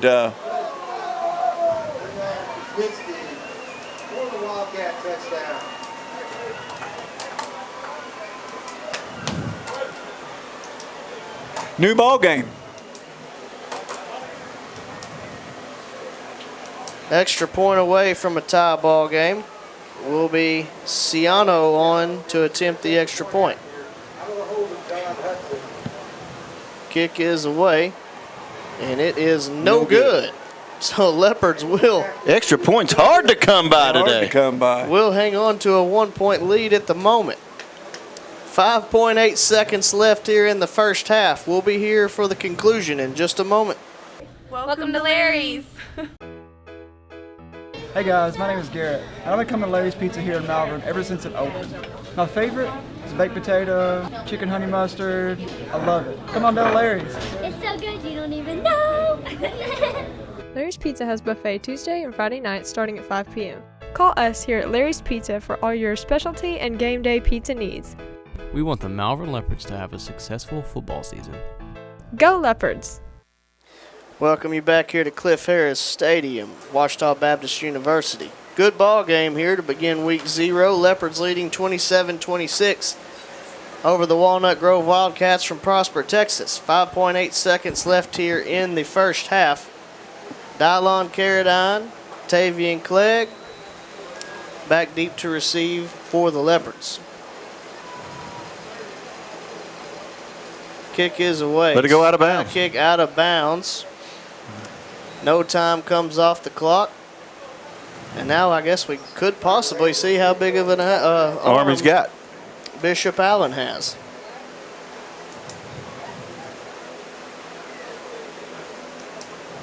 Well, and we'll also see how many D-backs. Yeah, because they'll use all of them if they. I mean, the Wildcats have. How many can Walnut Grove put back there? That's definitely. I would think would be their prevent team, wouldn't you, Ben? That would be the.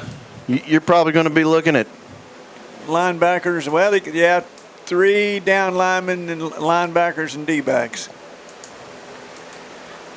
I'm surprised they're not actually deeper than that. I am too. Yeah. But looks like we may be taking a knee. And single coverage over Carradine. Yeah, I mean, wow. Coaches have headsets on. You got to see that. You got to see. Man split to each side. Here's the snap give is to Clegg. Looking to run off the right side. Makes a man miss. Now out to the sideline. And unfortunately, clock hits 0. Needed to be out about 0.4 seconds earlier. That'll bring the first half to Who's running the clock?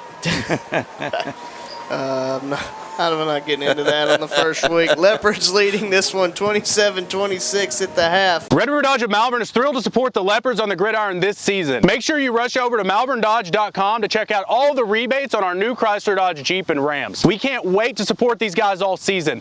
They work so hard all year long to represent our community on and off the field. Help us cheer on the team tonight. Go Leopards! Good, bro? I mean, you all right, Chief? You all right, Chief? Uh-oh. malverndodge.com. Go Leopards!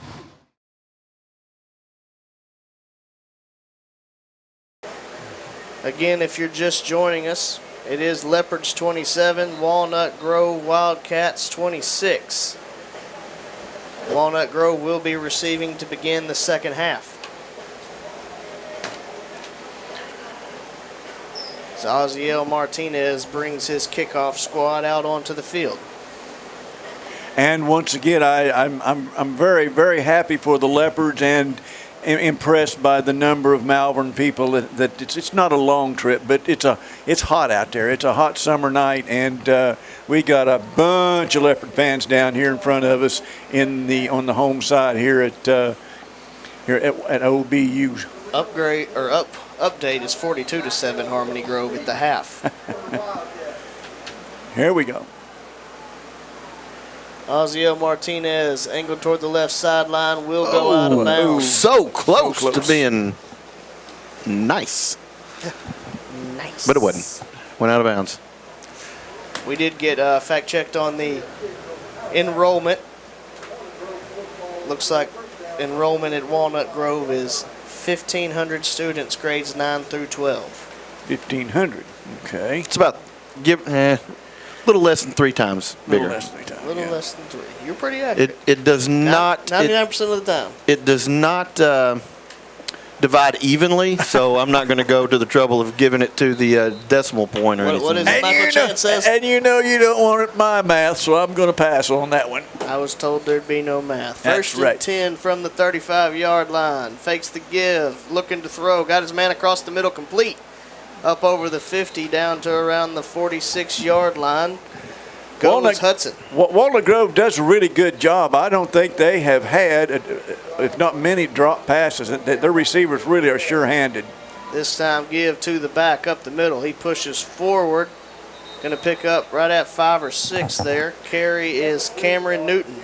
Boy, once again, Ben, they're coming up. They're playing hurry-up football now. Yep, they're spreading you out and they're playing fast, and fakes the give that can be difficult. Butler looking to run. Breaks off the first tackle, going to pick up a couple, bring up a 3rd and 3. And it's almost certainly 2-down territory for them, so I would anticipate them going for it on 4th down if they don't get it. Yeah. Tight formation here. Give to Newton. And he's not, I don't think. Well, he might have leaned forward and got it. Yeah. It's going to be real close. Got a nice push. Near side spot looking like it's short. Going to be 4th and inches.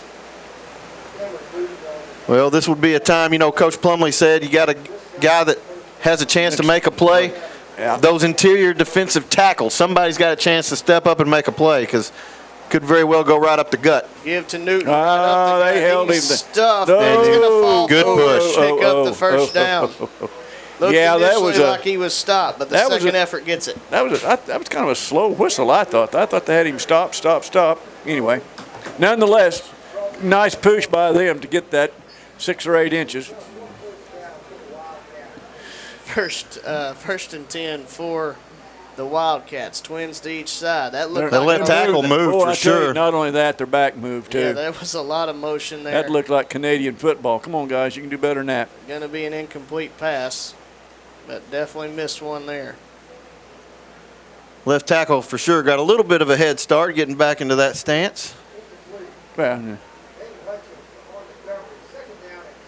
2nd and 10. Twins to each side. Back to the right of Butler. Give is to Newton. He's got some room off the left side. Breaks a tackle. Still going up over the 20 down to the 19-yard line. We'll pick up a first down for the Wildcats. Yeah, it just.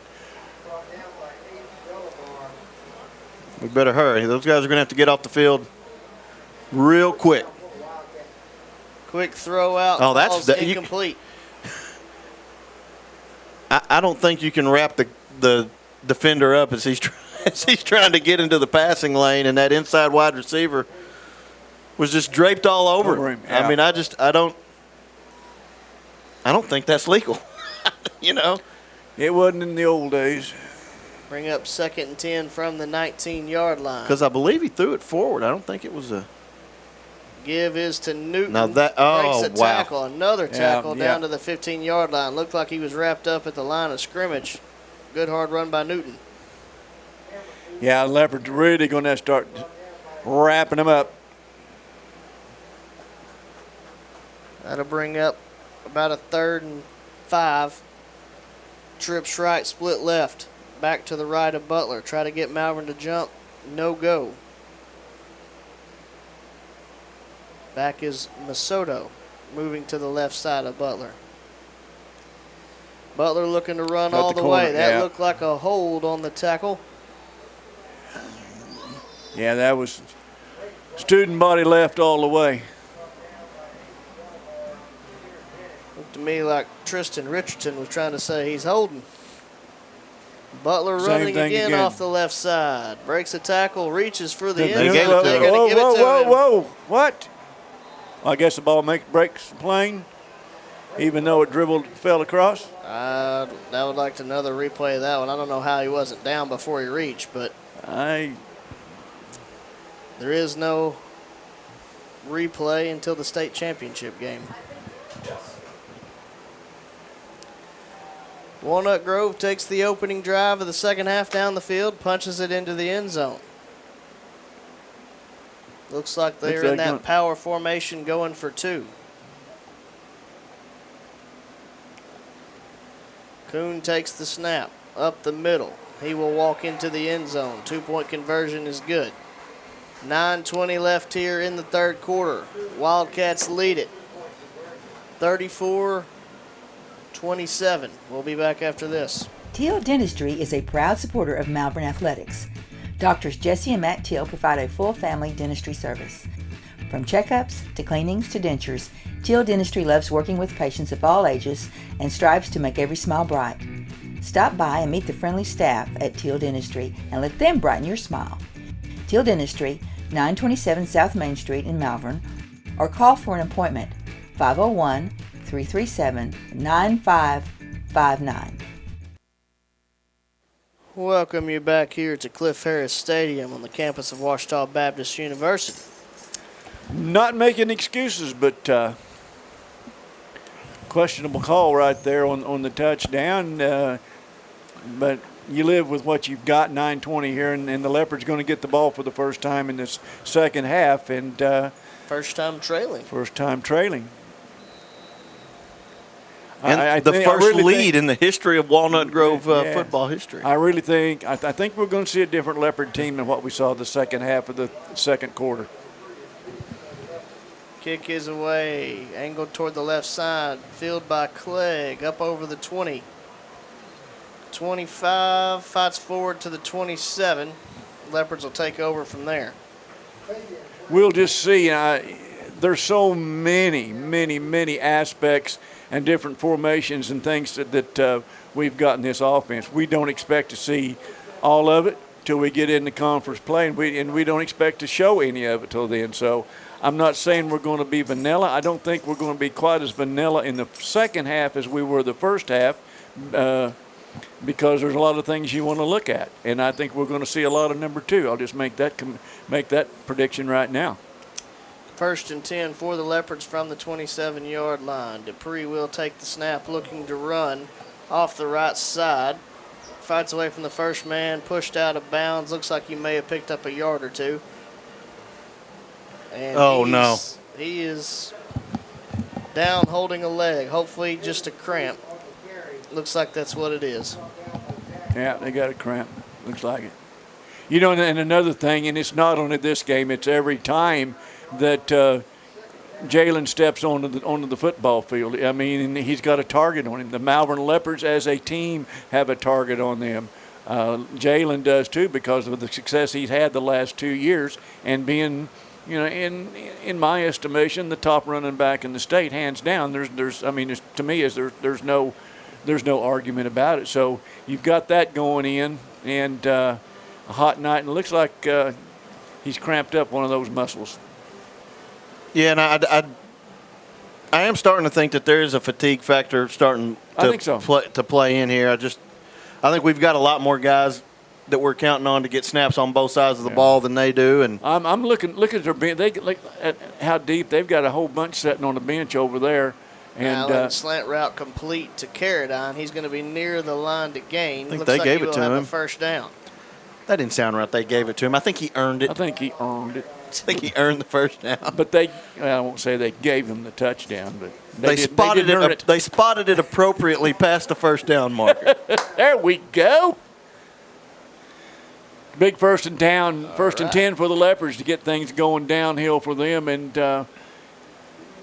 get another one, get into Wildcat territory and do some damage. Allen takes the snap. Give his to Clegg up the middle. Just can't keep his feet. Going to fall down. Maybe picked up a half a yard there on first down. Well, do we see more of Janelle now, guys? He's in the backfield. I mean, he's a big kid, a big target. Can run, can throw, can block. Well, just looking at the numbers, I mean, when we've protected, Bishop Allen has been incredibly accurate. And so I would not be surprised if we just say, let's try to ride this sophomore a little bit and see if he can pick up some plays for us. Single coverage. Allen looking to throw deep to Carradine. Carradine makes the catch. Incredible catch. That's a D1 catch right there, guys. I mean, he's double covered. He plays them off of each other, stops just enough, and slides in between the safety that's giving help over the top in the corner. You know, uses his body to shield both of them. And they know it's coming. We got make a heck of a catch. We got one guy in the route. And the confidence you got to have, you're a sophomore quarterback, and you got a D1 wide receiver. When in doubt, just give it to 24. Throw it up there, give him a chance to go get it. Well, they say Dylon's down there somewhere. Yeah. Clegg on the carry off the right side. Good, some room. good block on the outside. Good Clegg, speed. Touchdown, Malvern. Yeah, that's the way you answer. Clegg is really he's got those Clegg legs in him that he has got some. I like the way he kind of controls his speed. I mean, it looks like he's kind of going about 3/4, and then boom, off he goes. I would love to go back and look and see who sealed that. I think it might have been Janelle, but somebody got an amazing seal block, held his ground, and then we cut right off of his rear end to take it to the house. Osiel Martinez on to attempt the extra point. Kick is away, and it is good. 7:27 left here in the third quarter. We got a tie ball game at 34. We'll be back after this.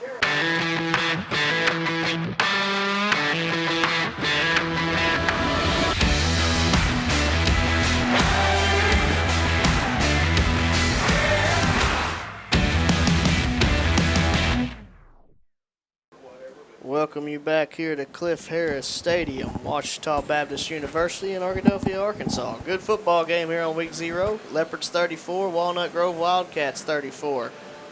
We're talking about the evolution of Dylon Carradine on the break. I tried to take credit for it, say it was the goalie drills that he did during the offseason, work on that quick hand-eye coordination. All-state goalie All-state goalie. This first is a kid year that's in soccer. All-state soccer, goalie, and football. I mean, pure athlete. Regardless, we're just happy to see football on Friday nights again. Yeah. Osiel Martinez has the ball teed up for the Leopards. Looks to angle it toward the left sideline again. Going to be fielded around the 11-yard line, up over the 15, 20. Breaks the tackle. Now going to be pushed out right around the 30, 31-yard line.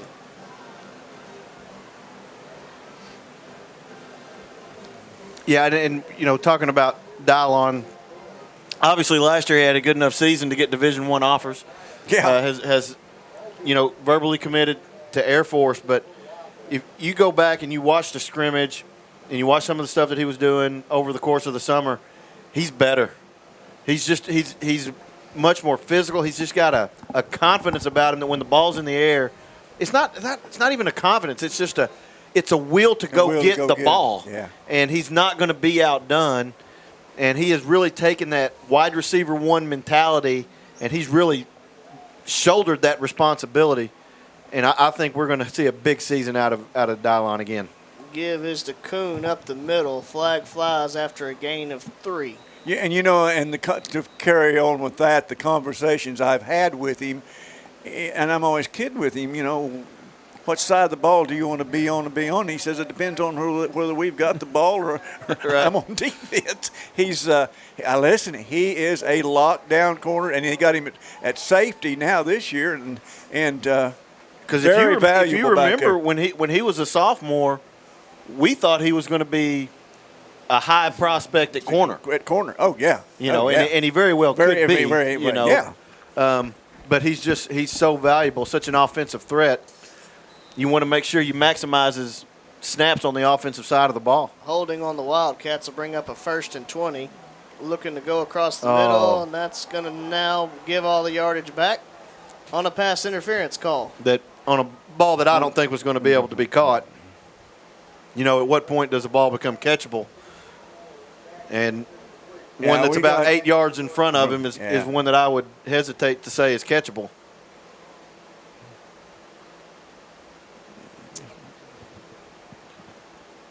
What was first and long will now turn into first and short.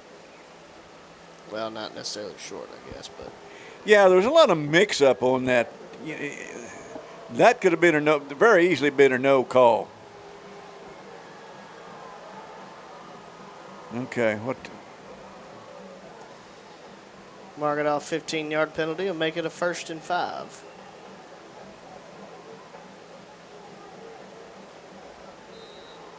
Will be twins to each side for the Wildcats. Kuhn the back in the backfield with Butler. Going to line up to his left.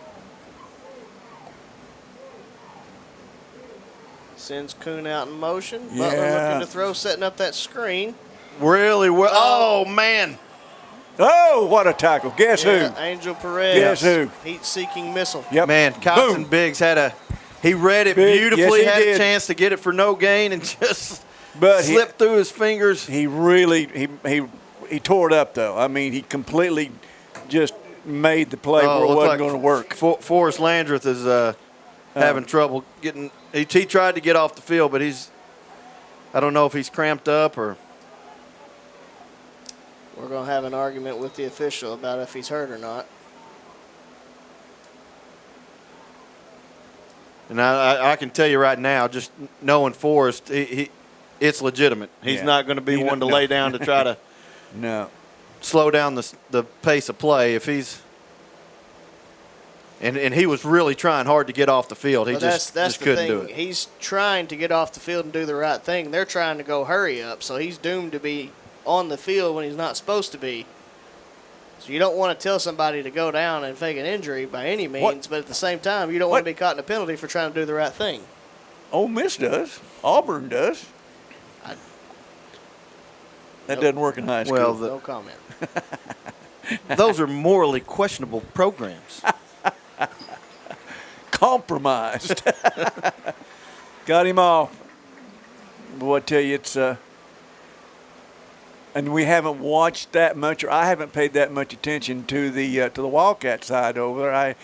They don't seem to have. We haven't seen a kid cramp up yet on the field, but that doesn't mean that they're not, fighting them over there on the sidelines. I'm pretty sure, I could be wrong on this, but I'm pretty sure one of their athletic trainers walked over to help take a look at Landreth, which is a nice show of sportsmanship. Yeah. From listening to Coach Plumlee, there's a tremendous amount of respect between these coaching staffs. Going to be 2nd and 1. That power formation with Kuhn taking the snap. He's going to look to run up the middle. Pushes the pile forward all the way down to the 45-yard line. Looks like they're going to mark it 44. And it's pretty obvious looking at the score, it's 34-34, that both offenses have more or less done what they want to do. Yeah. And so it almost makes you wonder, is this going to come down to a turnover? Is it going to come down to a who's got the ball last? Yeah. One big stop that a team gets a sack or something like that in order to stop some momentum. But both offenses are really rolling right now. Kuhn takes the snap, looking to run up the middle. Now going to try to bounce it outside. He's just carrying people on his back to pick up. Boy, I was watching there. Jared Barber, I'll get it out in a minute. Jared jumped in there, got his nose in there, turned him in, then turned around and helped with the tackle. Great effort there by 16.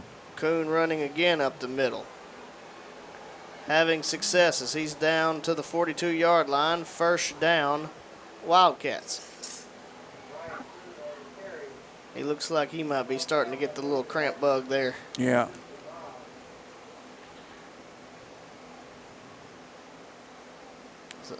Maybe Newton back in now. No, there's a lot of movement going on before the snap. That was Newton on the carry. Flag flies really late. And it almost came in too late for it to be procedure. Procedure, yeah. So Boy, I'm guessing what did they call? I was not looking. The officials are giving the calls as fast as Walnut Grove's trying to snap it. We're running some kids in.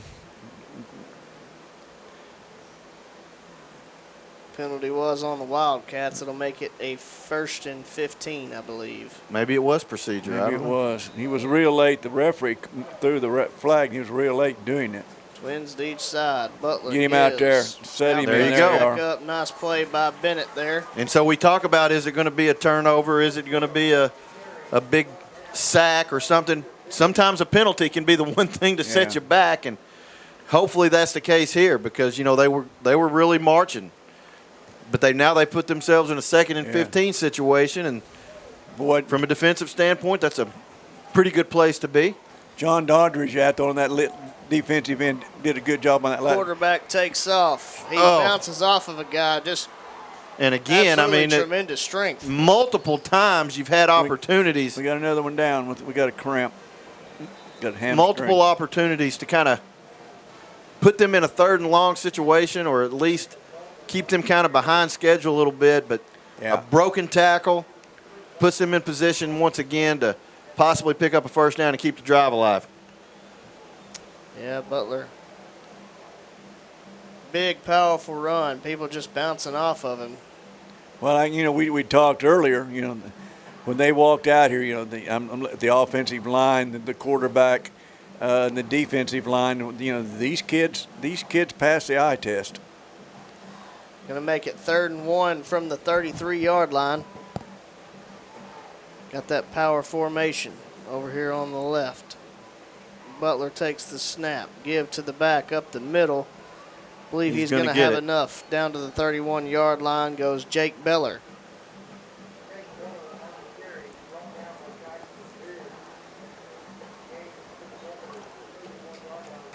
Twins to each side. Beller to the right of Butler. Give is to Beller. He's got some room up the middle as he gets over the 15 all the way down to the 14, 13-yard line.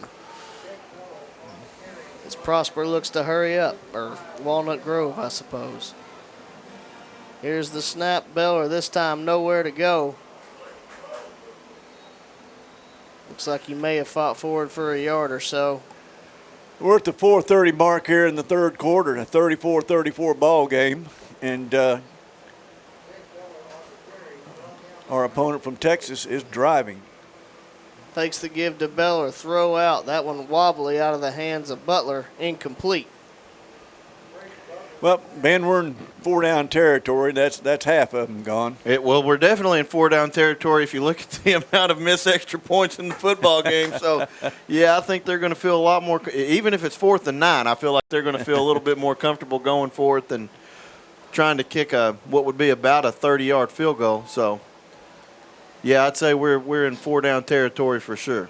3rd and 9 from the 12-yard line. Twins on each side. I guess the Texas coaches can walk out as far. Oh, okay, they're calling a timeout. I was going to say, it looks like they can walk out as far as they want to on the field. They saw something they didn't like. 4:17 left here in the 3rd quarter. Tie ball game. We'll be back after this. At MNB, we know that every customer is different. That's why we provide one-on-one guidance from our lending professionals. Our dedicated team understands the importance of taking that next step, and we offer our customers superior financial products and services. Put the strength and stability of MNB to work for you, with loan structures tailored to help you make sound financial decisions. Come see what banking with a real community bank feels like. Visit us online at mnbbank.com. Welcome you back here to Cliff Harris Stadium in Ouachita Baptist University. Big 3rd and 9 here from the 12-yard line. Butler takes the snap looking to run off the left side. He's going to score. What? They set that up. They set that up, trips right, overload right, and Butler just slips back into the left. It's a well-designed play. 4:11 left here in the 3rd quarter. Walnut Grove retakes the lead in a high-scoring ball game. It's really hard when you spread teams out like that and you force linebackers to go cover wide receivers, and you don't have a lot of linebacker help, and so then it almost becomes a one-on-one block situation, and if your guy wins the battle, you got nobody between you and the end zone. You don't have that linebacker help. on for the extra point. Kick is away, and it is good. I guess in Texas, the coaches can get as far out on the field as they want to. I don't know. 4:11 left here in the third quarter. Walnut Grove 41, Malvern 34. We'll be back after this.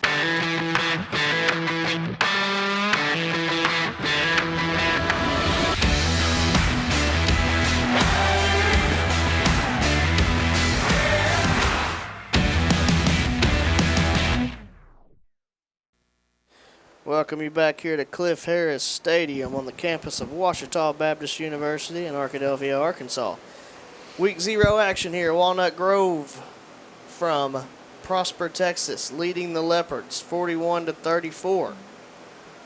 And we were talking earlier, they're right there in the middle. They're close to McKinney, Texas. This is the heartland of Texas football. And these kids that have transferred into this new school or whatever, they may have been a second team or whatever at McKinney or someplace else, and they could start for anybody else. And they got some athletes. They got some, they got a lot of athletes. Well, they're all coming from junior highs that we're going to feed into Prosper, and so they're all coming from junior high programs that are really good. Yeah, we know that. Yes, we do. Okay, here we go. Ranzer's kick angled toward the left side. Clegg will field it around the 17. Looks to get upfield, going to fall forward around the 25-yard line. Leopards will take over from there.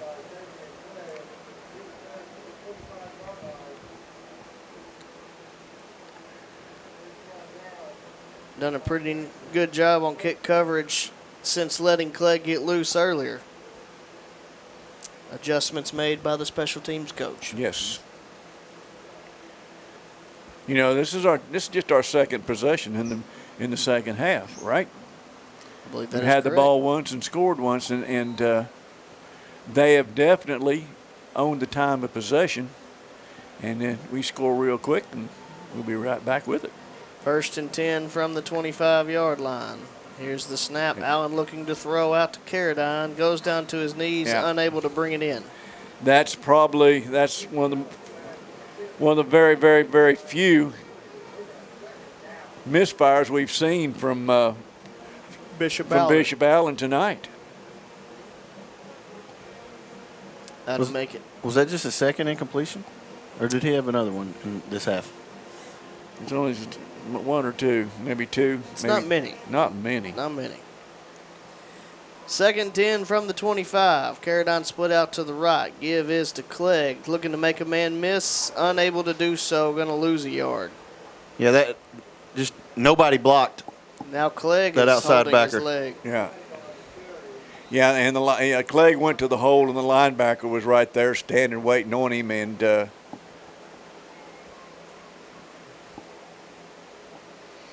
okay, who's our number 3 tailback?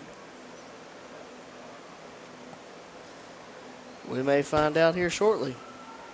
Leopard's going to take a timeout to think about it. 3:47 left here in the third quarter. Leopards trailing this one 41-34. We'll be back after this. Farmers Bank and Trust is proud to bring you Kasasa. What's Kasasa? It's an easy way to earn cash, no talent necessary. It's like a participation trophy that's actually worth something. You do everyday things, we reward you in cash each month. That's free Kasasa checking. Ask for free Kasasa checking at Farmers Bank and Trust. Welcome you back here to Cliff Harris Stadium on the campus of Ouachita Baptist University. Good football game here. 3:47 left here in the third quarter. Leopards trailing 41-34. Leopards kind of backed up on this one. We're looking at a 3rd and about 10 and a half, just short of 3rd and 11.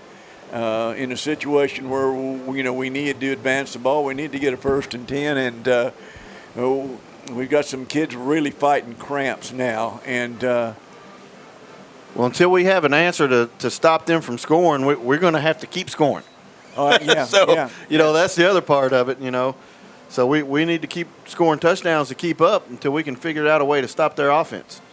3rd and 11. There it is. There it is. Right there Allen it is. got Ethan Martin complete up over the 50, 45-40. Makes a man miss. Makes another man miss. Ethan Martin. Go E. Makes Martin. another Go E. man Martin. miss. Look at the Go E. moves. Martin. Oh, he's tripping. Can he make it? Atta Oh, boy. he's pushed into the end zone by Caradine. Ethan Martin, E. touchdown. Martin. Way to go, 14. That's The only desire. thing that could stop him was the turf. Oh, you got to watch that one. The turf monster is a sneaky devil. Jess and Olivia, you got to watch that one. You too, Carter. You're But probably like out there Ringo, somewhere. like Ringo Starr, he got by with a little help from his what a friend. play. Carter is standing up in the stands, 2 hands held Is high. he? Proud of his brother. Football player across the street at Henderson State University. Arziel Martinez, kick away. Man. And it is good. Tied her up. Tied again. 3:32 left here in the 3rd quarter. Tie ball game, 41 all. We'll be back after this. I love a truck that can get me where I need to go here in Arkansas. And let me tell you what, nothing beats a Ford when it comes to dirt roads and muddy trails. I mean, look at this thing. Hey, come and see what all we've got at Smart Ford. And don't miss out on another giveaway we got coming up this month. Sign up on our Facebook page. Make the smart drive to Smart Ford in Malvern today. Hey, be sure and tell them the Wild Man sent you.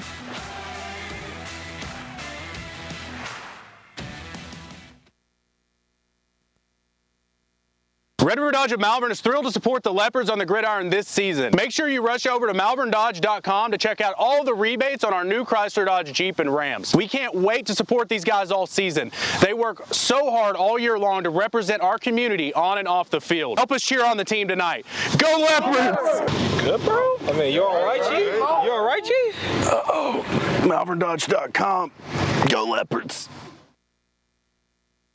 Welcome you back here to Cliff Harris Stadium on the campus of Ouachita Baptist University in Arkadelphia, Arkansas. The bad thing right here is we don't have replay on that. I know I encourage, and I know everybody watch it tomorrow It's on YouTube. on YouTube, Yeah. and you can play it back. But you've got to watch 14 E-Mark on that play. Monday. He changed directions. He picked up his blocks. He outran some people. The turf monster tried to get him about the 4 or 5, and it didn't. And an outstanding play by number 14, Ethan Martin. And folks, do not blink. We have scored 82 points combined, and we still have a quarter and 3.5 minutes left to go to play. So hanging 100 combined points is almost a certainty at this point. Well, two really good offenses. What you got to be proud of right now, if you're a Leopard fan, is it seems like somebody goes down, somebody steps up. Yeah. Somebody goes down, somebody steps up. Oziel Martinez has the ball teed up for the Leopards. Kick is away, low one. Going to be That was through funny. the legs. All right. Now going to be fielded around the 11-yard line, looking to get to the outside. That looked Where's like the hold? It definitely was. Yeah. Flags fly everywhere. I think there were fans throwing yellow flags on. There were so many coming out. And this guy threw one later. Like, all right, I'll throw mine. I'll back him up. Golly, there's more laundry than a Duggar looks like laundry room over it there. looks like a laundromat here in Arkadelphia. College kids, doesn't it? Gracious.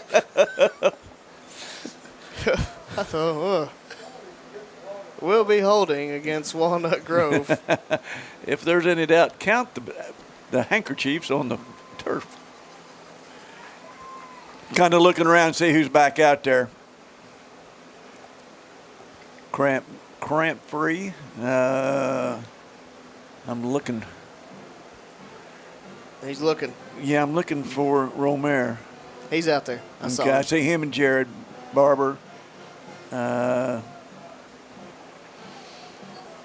Most of the familiar faces. Yeah, no Miles Forrest out. Landreth at this Yeah, point. Yeah. Twins to each side. 1st and 10 from the 13-yard line. Butler looking to run up the middle. He squirts through. Up over the 20. Down to the, looks like they're going to give him the 22, 23-yard line. Right near the line to gain. We'll see what they say. Okay. And they're going to call it a first down. They're going to snap it before they get the chains set there. That's happened multiple times tonight. Yeah. You know, and that's when the referee's got to take a hold of it. Say, wait a minute. But I guess he's not going to. I wonder where this crew is out of. Cameron Newton on the carry. He's going to pick up 3 yards there. 2nd and 7 from the 26. Twins to each side. Newton going to be to the left of Butler. Butler looking to run again. Bounces it to the outside. Lowers his head. He's met by Ramir Bennett and a host of Leopards just short of the 30-yard line. I think when this team goes back and they look at the film, they're going to be really disappointed at the number of opportunities they had to make plays. Guys bounce off and get more yards than they probably should have. Yeah. Ramir Bennett down on the turf right now for the Leopards.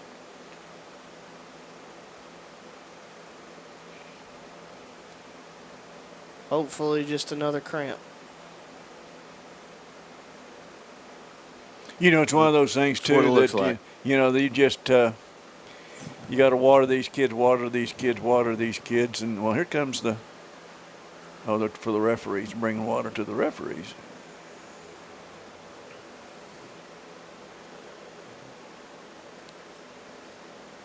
Mother Nature has its say tonight.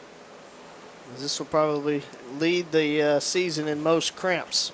And this is a play you'd really like to have Ramir Bennett on the field, too. Yeah, and so on third and 4, key 3rd and 4 on their side of the field. If you can keep it at 3rd and 4, 3rd and 5, there's a pretty good chance they would punt it to you, give you a chance to take the lead. You'd love to have that middle linebacker in the fold right here. Going to be trips right, split left. Newton to the left of Butler. He's coming Here's right snap. around the corner. Butler off the outside. Lowers his shoulder and extends to the 35. We'll have enough for the first down. Yeah, he had it without the extension. Yeah, he did. Yeah. Yeah, we will. I'm sure we'll do some adjustments and do some things working on our opponents getting outside of us on the outside. Give to Newton this time up the middle. He's going to fall forward near the 40-yard line. Pick up 5 on first down. You know, on the other side of it, guys, honestly, our offense is – of course, we got guys going both ways. Our offense is scoring pretty fast and keeping our defense on the Boom! Akir Smith introduces himself to Mr. Butler. Alters that throw as it falls short of his intended target, John Hudson. It almost looks like a triple option in a way. Like he can hand it off, he can run it, and he does it seems like he takes 2 or 3 steps sometimes, and then he decides to sling it out. And when you do take 2 or 3 steps, you hold on to the ball, you open yourself up to taking some shots. Going deep, he's got a man, but thankfully, I don't know if it was tipped or just a duck. That was he hit his arm, we're being told, but man, he was behind the defense there. Jack Stewart had his eyes on 6. And I'm very interested to see what Walnut Grove does right here. I mean, this is Tell you, a kid that's getting a lot of time after him playing well. It's number 60, the sophomore, John Doddridge. He's lined up and really doing a good job. I mean, just a sophomore. Get him right there. Running off the edge. He's going to have enough for the first down. Looked like we might have a chance at him, and he just turned it upfield and picked it up. Yeah. So we have yet another Leopard down. I think that's Cross Bartlett.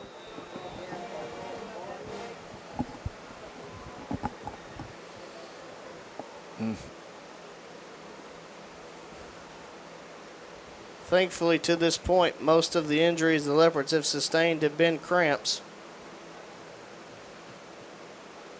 Boy, I tell you what, though, you guys have had them. Boy, when you get a cramp like that, it's just like, just go ahead and cut my leg off now. I'll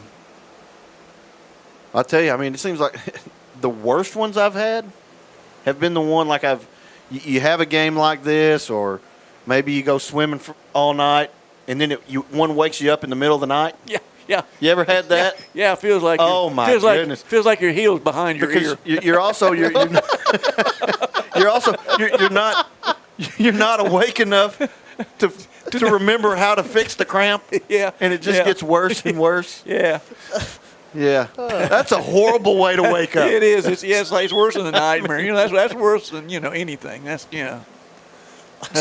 And I have a feeling there could be, if some of these guys do not get hydrated tonight. Yeah. I figure some of them could have some nights like that. I really think too, and it's a learning. It's a learning process too. You can tell these kids to you got to start hydrating yesterday. Right.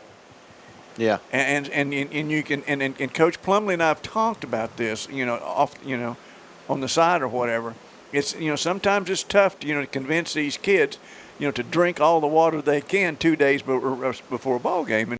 And I'm not saying that's not what's happened, but this one. This one's not a cramp. No, it appears this is a knee. Yep, examining the knee of Cross Bartlett. That's one thing you just don't want to ever happen. Not here, not anywhere. Just these kids. It looks like he's going to get up, big kid. But that's not.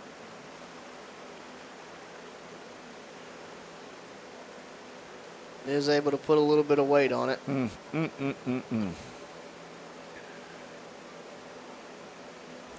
He's another one of those seniors that's worked hard, paid his dues and everything, to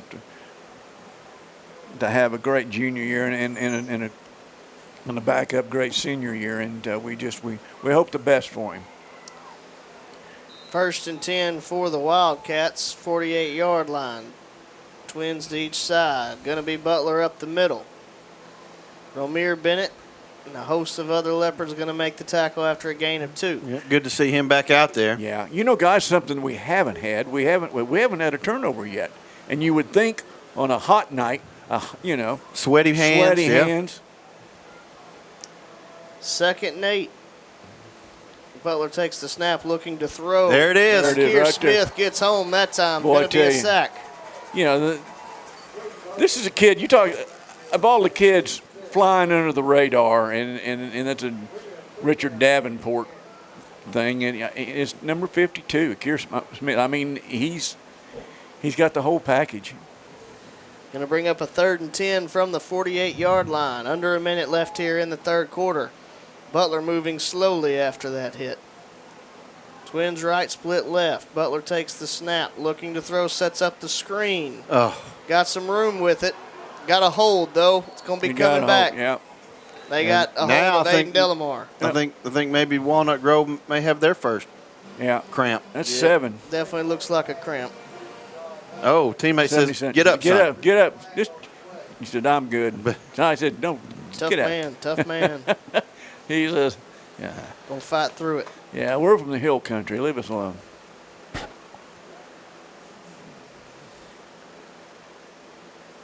There it is. Holding. There it is, yeah. Gosh, we saw that up here, too. Negates what would have been a first down, and now makes it a 3rd and long. Yeah, you got to figure. You have to figure they're 2-down territory, Ben, don't you? Well, it depends on how much they get on the play. Yeah, if they get it within 4th and 8 or 9, I think 4th and 15 on this side of the field. Okay, I'd say they'd punt. We got trips out there. We go.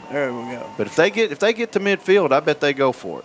Butler looking to run, cuts it up. They didn't get there. Nice job by Angel think Perez they'll punt it. and Romir Bennett there. That's the play that they scored on down there. They put trips right, and then the quarterback took off and came to the left side. But they're going to have the quarter to think about it. Angel Perez stood up the block there and then fought off. They may try to draw us off sides, but they're not going to get the playoff. All right, new ball game, guys. All right, we head to the 4th quarter, tied 41-41. We'll be back with a huge 4th down after this. Red River Dodge of Malvern is thrilled to support the Leopards on the gridiron this season. Make sure you rush over to malverndodge.com to check out all the rebates on our new Chrysler, Dodge, Jeep, and Rams. We can't wait to support these guys all season. They work so hard all year long to represent our community on and off the field. Help us cheer on the team tonight. Go Leopards! Good, bro? I mean, you all right, Chief? You all right, Chief? malverndodge.com. Go Leopards!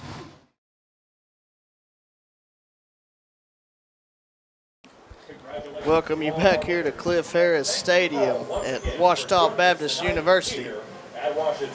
Fourth quarter action, we got a good one. It's tied at 41 right here as your defending state champions from the 4A take on Walnut Grove from Prosper, Texas. We got quads left here. Double pass situation.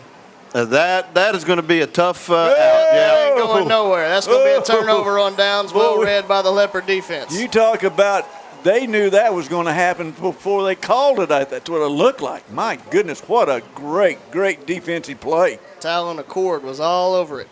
Wow. That's what we're looking for. Now Malvern's got the ball in their territory at the 42. First and 10. Maybe we can make some things happen in this fourth quarter. Like we scored we've scored 41 points, and you would think, well, golly. Tavian Clegg in and out of the huddle. Looks like he will be available at some point to go back in. First and 10 from the 42-yard line. Leopards come to the line. Twins right, split left. Up back is Harrison off the right side. Allen takes the snap, looking to throw. Now flush from the pocket. Got some room. He's going to keep his eyes downfield and find Carradine out for enough for the first down. Makes a man miss. Nice move by Carradine. Yeah. So he's going to get down to the 27-yard line. I'm going to tell you, Bishop Allen, for a sophomore, is very, very savvy. Yeah. Just understanding, where a lot of kids would panic, a lot of upperclassmen would panic, able to get outside the pocket, take his time, has the opportunity to run.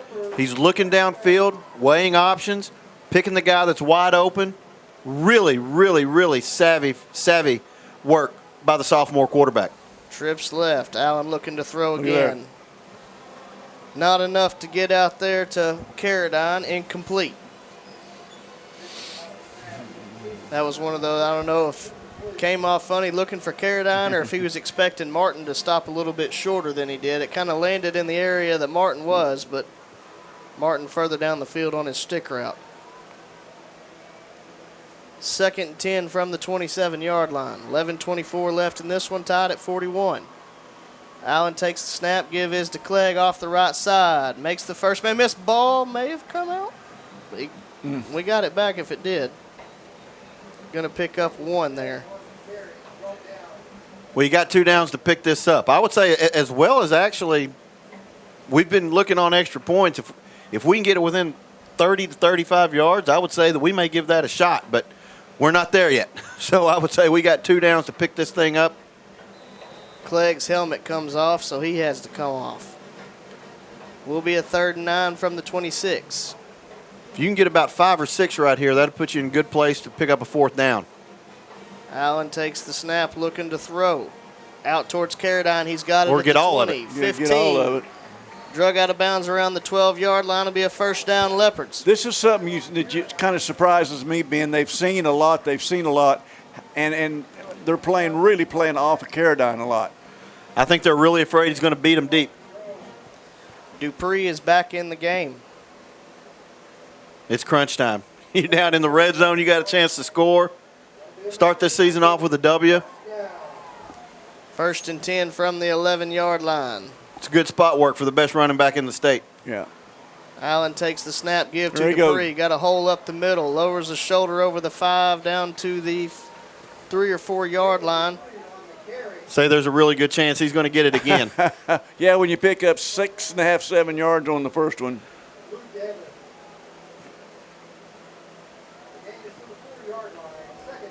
We're going to call it 2nd and 3. Give to Dupree. He's Touchdown. going to get into the end zone. Touchdown, Malvern. Oh. The cramp comes back right after he gets into the end zone. And that's something we saw in the state championship game. I remember Sed's long touchdown run, and he hippity hopped to the back behind the end zone and had to get fixed up for a cramp. But if you're going to catch a cramp, you might as well score a touchdown. That's true. Boy, I tell you, there's just Oziel Martinez kick is away, and it is good. Yeah, I'm going to tell you, he is looking good. I guarantee you what. 10:37 left here in the fourth quarter. Leopards retake the lead, 48-41. You have been working with him at soccer practice. Tell you somebody has. We'll be back after this.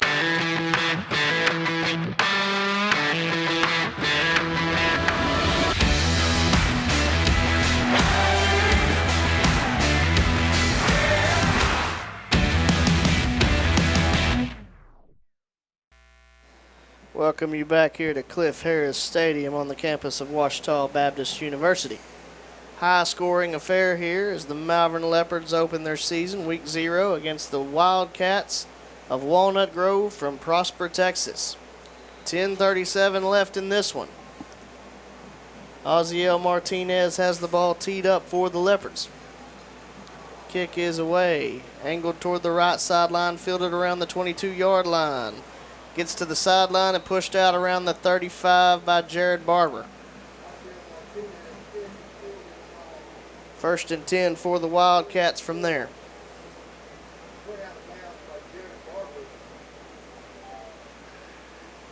Jared did a really good job taking the angle on that one and getting him out of bounds and not letting him advance it any further. Barber's played just another good number 16 solid ball game, and he's smart. He's sticking his nose in there, and he's one of those guys that loves contact. And he does. At linebacker, yeah, you got to love contact. Yeah, Jared loves to hit him. Twins left, split right. Give is to the back off left side. He's got some room to run. Yeah. Lowers his shoulder, picks up the first down. That's another one of those times, Ben, they split us out and got a little groove on the inside there, and we're able to pick up a 1st and 10.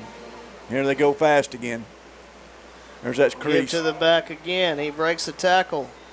Kind of an awkward landing, but has enough for the first down again. And not practicing against a hurry up.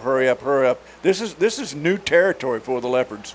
It's really hard to simulate if you don't do it. No, if you don't practice against it. They're kidding. Oh. Give to the back again. This time we got a flag. Leopards did a pretty good job, actually. We get the flag, but, we did a pretty good job of stringing that out. Yeah. That time and getting some help with the pursuit. Looks like this one should be backed up, though. That's what I'm thinking. It had to be. Jake Beller with 3 carries in a row, and he's looked like he's shot out of a cannon to start this drive. Will be a hold against the Wildcats. Okay. I guess they decided to call that in the second half. They didn't call it much in the first half. 10-10 left here in the ball game. Leopards leading this one 48-41, and the Texans are just inside the Leopard territory. Twins left, split right. Give is to Beller again, looking to run off the left side. No. Cuts it up, finding a little bit of room.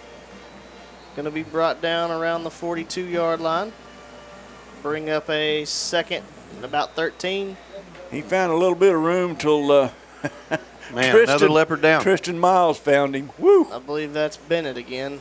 Boy, Miles tried to come across there and nailed him.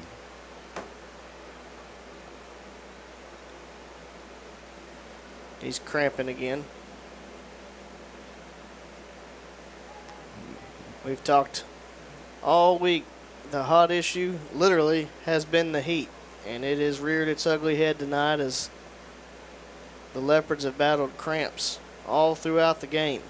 And what it does, when you have that continual heat leading up to this moment, it means that you really can't get the type of conditioning work that you would like to get in because it's just too hot. You can't have kids run the sprints, do the things that you normally do to get yourself in football condition because the body just can't take it when it's 105. And if it's 105 on the dial, that means on your practice facility it's probably closer to 125. Well, Twins right, split left, 2nd and 13. Butler takes the snap, fakes the give, looks to throw. Got his man out there. Boy, you makes the first man miss. Yeah. Almost breaks the second tackle. Going to bring up around a 3rd and 7 situation. Hunter Adams did just enough to to trip him up, slow him down, to get some help. He read it well. Yeah. Got a paw on him. Butler is so he can do so many things to hurt you with his arm and his legs. Slant There's complete, the arm right there. And he's got some room. Makes Yeah. a man miss. Might get into the end zone. One man to beat. He Yeah. does. Touchdown, Walnut Grove. Blake Miller back-to-back receptions. I tell you, number 12, the quarterback, but he's a big kid. He's strong. He's pretty fast and got a pretty good arm. He's very accurate. I mean, he is accurate. He's putting it right in the breadbasket on those slants. But he's a lot like what we had was said last year. You know, this kid can take off and run, and he can take off and run and hurt you. He's not as fast or as elusive, but he's a big boy when he gets to going. Looks like Walnut Grove is going to elect to go for two. Try to take the lead right here, huh? Big Coon up the middle, and he will score again. That's just been unstoppable. Been pretty for 2 easy. points Yeah, so far. they run the big boys out there on that power formation, and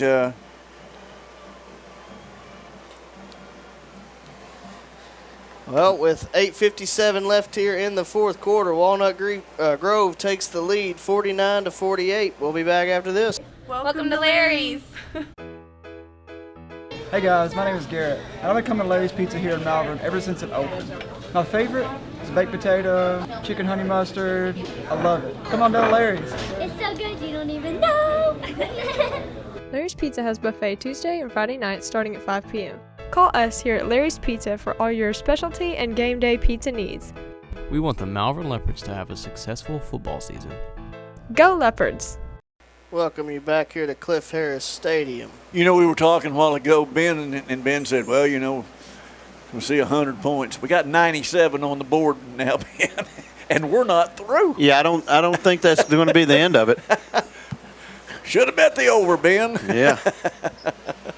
Oh, yeah, no, it's not going to be the end of it. Not with what we got 8 minutes. We got 8 minutes and 57 seconds. Yeah, basically 9 minutes basically left 9 to go. minutes It's left. almost a whole quarter to go here.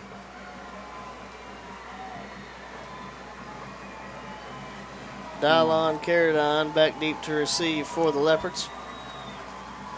It looks like he's going to switch with Devin Janelle. Clegg on the other side. That's three that any of those three can take it back.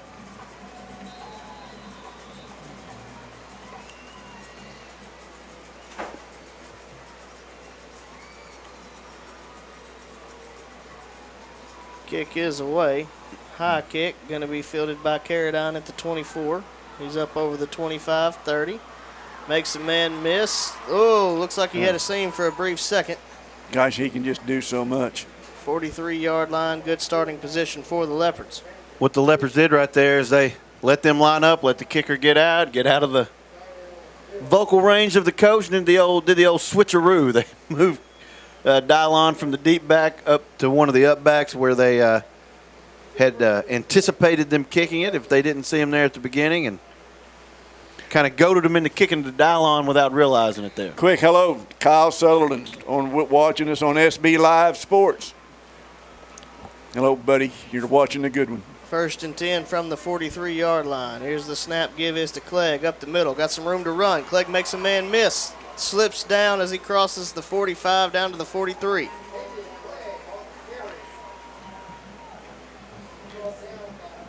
Nice job by the offensive line. Good job by the sophomore back. Yeah, I told you, got to remind everybody, 35 is a sophomore, and a good one. Prosper now looks like they've got a man down. Walnut Grove.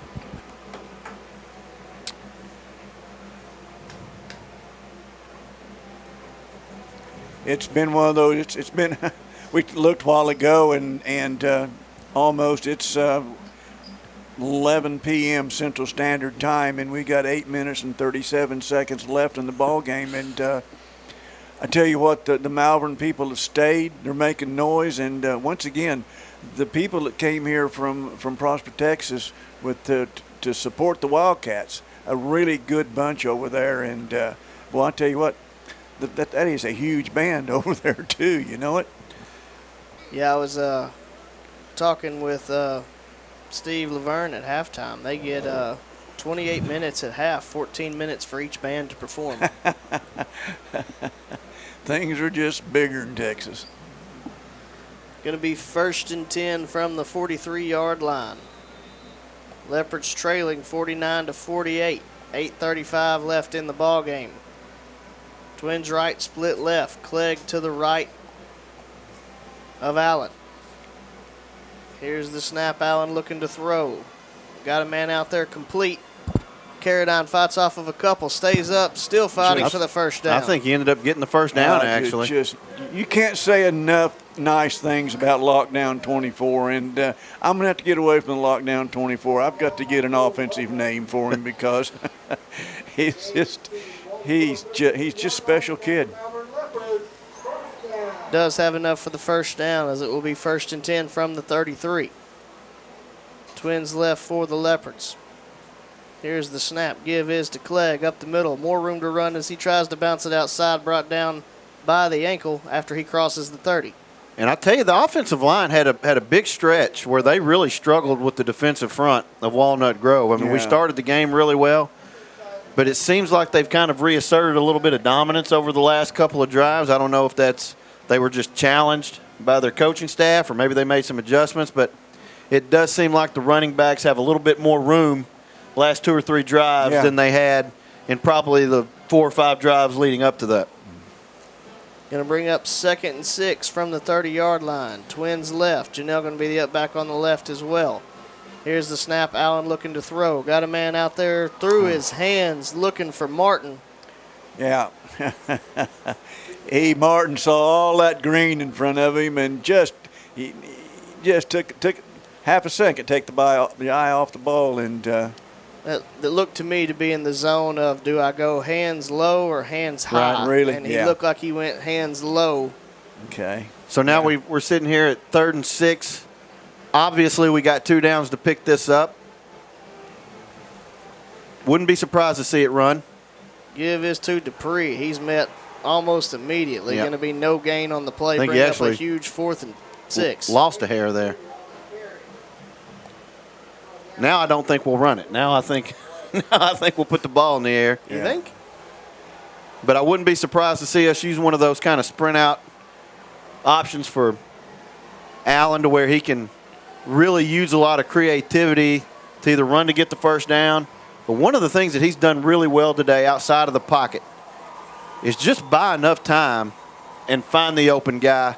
Wouldn't be surprised to see Coach Plumlee, Coach Parker get him out of the pocket right here.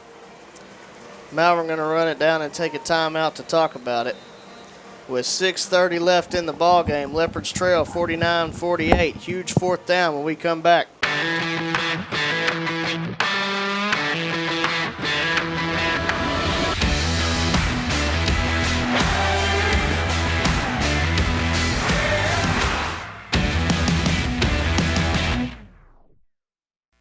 Welcome you back to Cliff Harris Stadium. 4th and 6. Play of the game so far. Allen takes the snap. We got right here. Going to be flushed out, looking to throw. Got a man down there complete to Ethan Martin. Gets up over the 20, makes a man miss, and falls forward to the 18.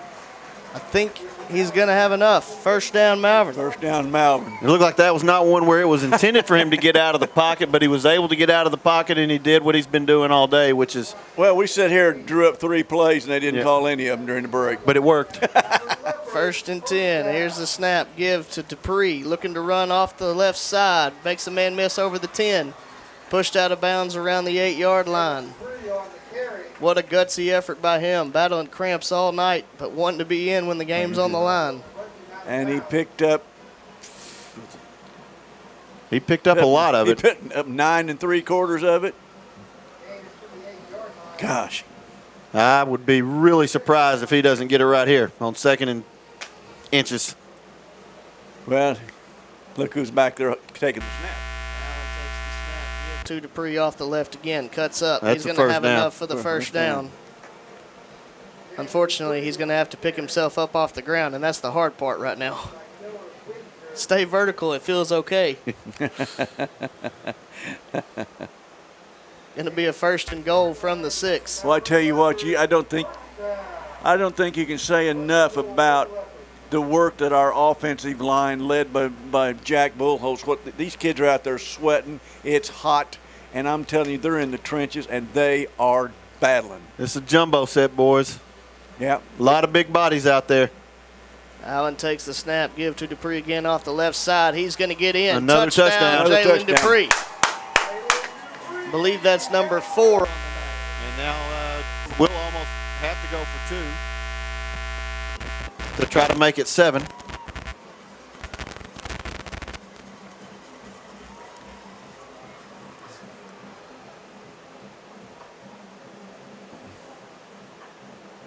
Looks like they're wanting to move where the ball is lined up for the 2-point conversion to the left hash mark.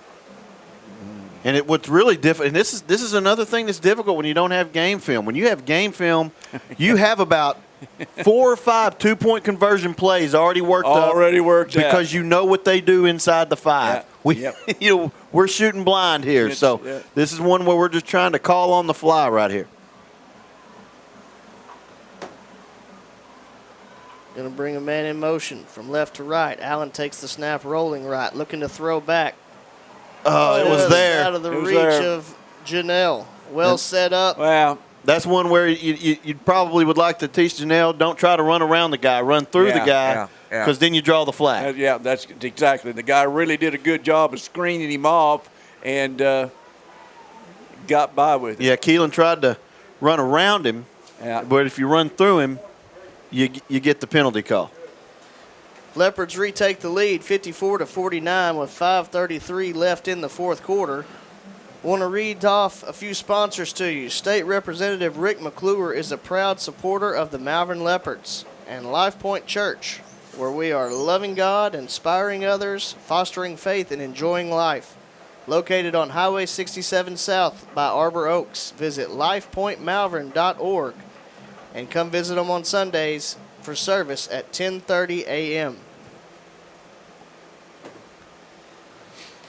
5:33 left here in the opening week of the 2023 season, week 0. It's the week 0. I'm still trying to do the math on that, guys. You always started at 1 in Oklahoma? Yes, we did. That's when we still had our shoes on, too.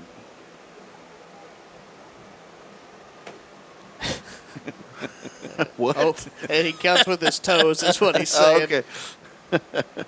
I've known Ron for a while. You just kind of got to follow along. You got to kind of follow along with me, don't you, little brother? This really, seriously, this is a big stand here, and we'll probably maybe have to make another one. The Leopards need to get a stop here somehow and get the ball back because I don't think 6 points is enough against this bunch. Osiel Martinez kick angled toward the right sideline, fielded at the 27, up over the 30, trying to get to the outside. Fights forward to the 35, going to give him the 36. Walnut Grove will take over from there, 1st and 10. Trailing 54-49. Well, guys, I don't think so, but there's a possibility we can be here till Saturday. Oh, Ron. Well, it's if somehow you manage to get into overtime, it very well could. Timeout situation as we get closer to the end of the game. Walnut Grove has 2 timeouts left, Malvern 1. And really now the clock is very much in play because now it's about limiting other teams' possessions and trying to maximize the few that you've got left. Give is to Beller. Not a lot there, Romir Bennett. Originally. The kid just keeps fighting, doesn't he? Yes, he is. They're really good, hard running backs. Usually the first man's not going to get him down, Seth. No, they put a pretty good lick on him, but he just kept fighting forward. And he is limping off this time around. He has been a force for them here in the second half. They'll run on Mills. He will get the carry off of the left side. Okay, so the Leopards have done well here on 1st and 2nd. Did a good job stringing it out. Great job by the outside linebacker to stay in front of him, keep springing it wide, and then the corner did a good job to clean up make sure there was nowhere to go. That was Use Bennett. that boundary as a defender. That was Bennett.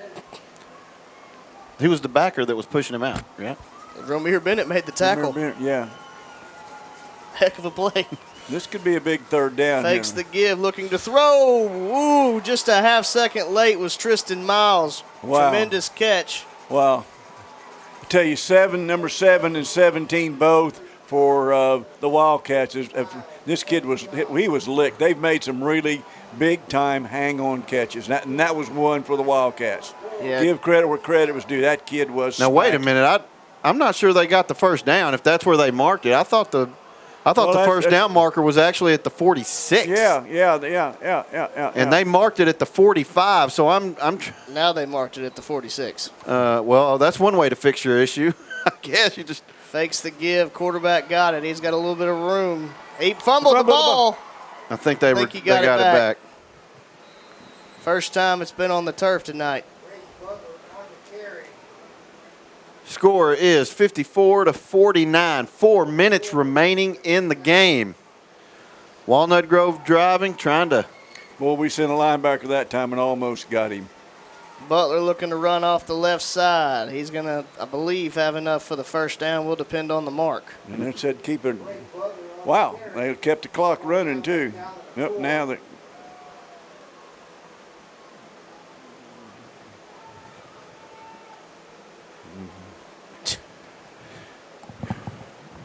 Walnut Grove moves into Leopard territory.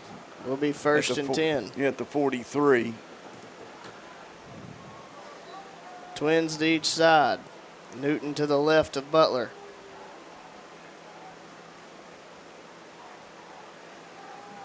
Throws it out. Going to be short. That's a backwards pass.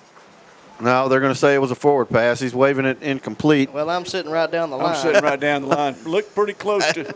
Look pretty close to parallel these old eyes.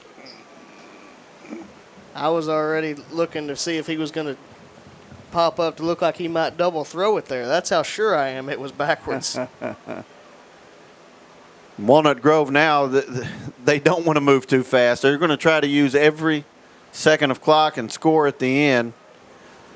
They're still going to line up fast. They're going to try to force Malvern into a position, but I think they're going to slow their tempo down a little bit. Butler takes the snap, going to keep it. Pushes the pile up the middle. Powerful runner, Butler is. As he gets down to the 38-yard line.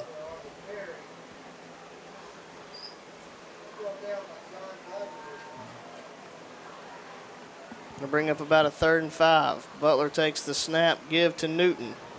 Breaks the first tackle, and he's got room. Giving chase is Miles and Delamar. They're not going to get him. Touchdown, Walnut Grove. Okay. Well, if they're going to score, let us have it with 3 minutes left. I like our chances.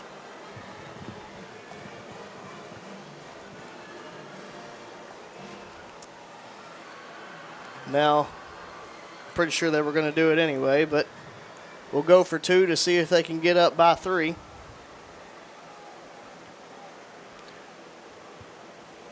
As Kuhn is back in that power formation. He'll take the give again, no surprise. And power into the end zone, 2-point conversion is good. 3 minutes and 1 second left in this one. Walnut Grove leads it 57-54. We'll be back after this. Farmers Bank and Trust is proud to bring you Kasasa. What's Kasasa? It's an easy way to earn cash, no talent necessary. It's like a participation trophy that's actually worth something. You do everyday things, we reward you in cash each month.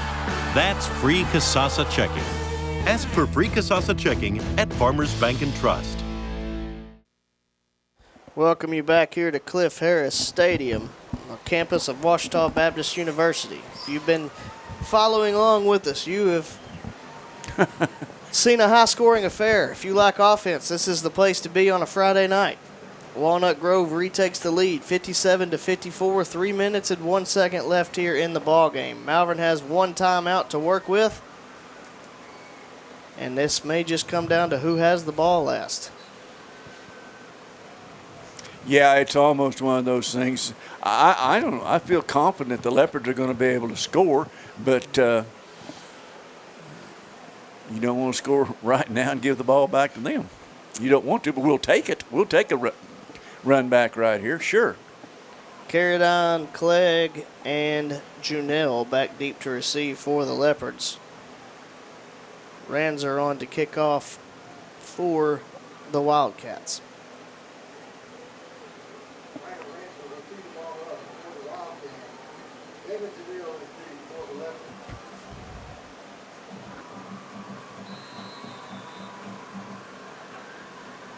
All right, and here we go. Kick is away.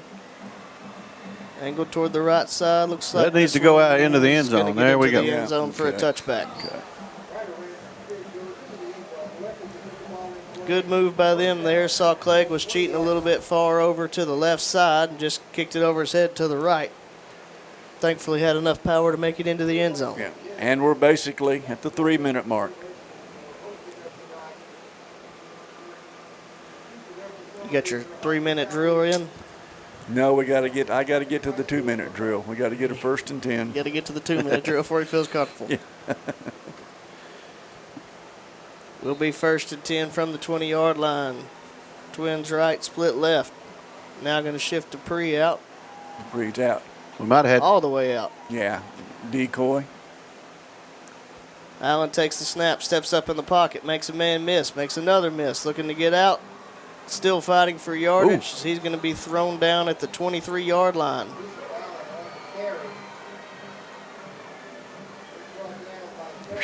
That ball got loose, and I think it was after he hit the It was turf. after he hit the ground. Picked up, looks like, what, 3.5? Yep. Dupree coming back onto the field here. 2:30 and counting left in the ball game. Leopards not in a big hurry. No. Remember that this was look what they did last year. If you remember, they never really got in a big hurry. Allen takes the snap, looking to throw. There he is. He's got him. He's running out of time quickly. Just going to have to throw it away. Yeah, he just. I thought he had Dylon. Who's running the clock? Guess who's running the clock? Same guy that runs it at Malvern.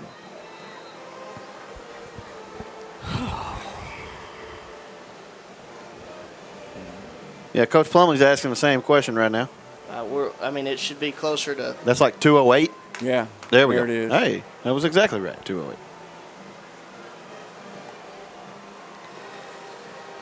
Third and 7, ball on the 23-yard line. So they did put 2:08 back on the clock. So yeah. Interesting play call coming up here because you. Yeah. You got to get part of it. You've got to get part of it. Here's Allen looking to Oh, run, boy. running out of time quickly. He didn't get a whole lot of it. He got back to the line of scrimmage. Going to bring up 4th and 7. You're going to have to take your time out here and get the play you want. Exactly what Malvern does. I thought they did it 5 seconds ago, but Malvern will burn their last time out. Minute 55 left here in the fourth quarter. Trailing this one 57-54. What do you think, Ben? I think you're trying to guess what the defense is going to do. I mean, if you think that they're going to bring pressure off the edge, then it's hard to do the sprint outs. You know that, and that's really where Bishop Allen seems to be at his best is when he's outside the pocket. But if you're afraid they're going to come with corner blitz or outside linebacker blitz, and so right now what they're doing is they're looking back at everything that's happened when they've been in 3rd and long and 4th and long situations and just trying to make sure that they don't run themselves into a bad play. That's the one thing that you don't want to do. You want to give yourself a chance. Yeah. And so you're trying to play the percentages. But ideally, I think what you would like is to have Bishop Allen outside the pocket with an opportunity with a full vision. And one of the things we talked about, he's not the tallest quarterback, so getting him out behind that big line allows him more vision, allows him to be a little bit more creative. Got single coverage on our wideout and Dupree. Dupree's open. Looky there. And that's going to be it. Diving attempt by Caradine, unable to bring it in. 1:50 left in the ball game.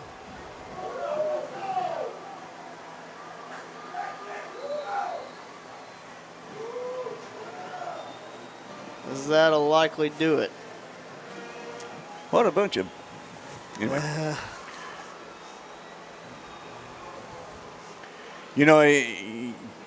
quite honestly, and from the way those coaches down there are screaming, raising, whatever, and so happy, this is a big win for Prosper. I mean, they're coming in and they've never lost. To come in and take on the top 4A class in the state of Arkansas. Of course, you're taking a 6A against a 4A. You got to, and I don't care if you're a new school or not. A 6A and a 4A is a lot of difference. Well, not just a 6A and a 4A. It's a Texas 6A and an Arkansas 4A. That's exactly right. Looks like they're going to take a knee. You're going to have to put pressure on him. There you go. Yeah.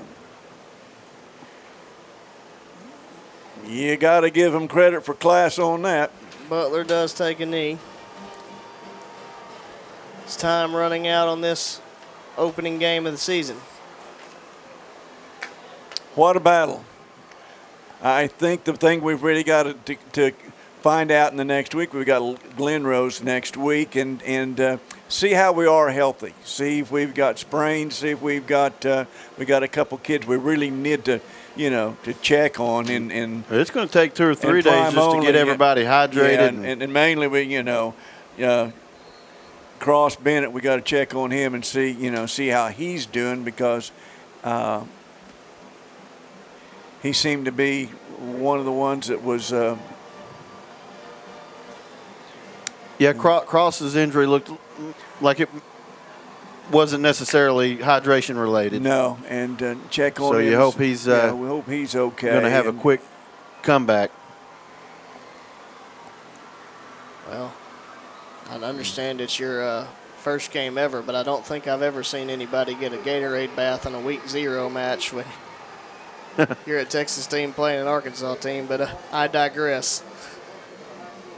I mean, with the celebration, you would think that Walnut Grove just won the Texas championship.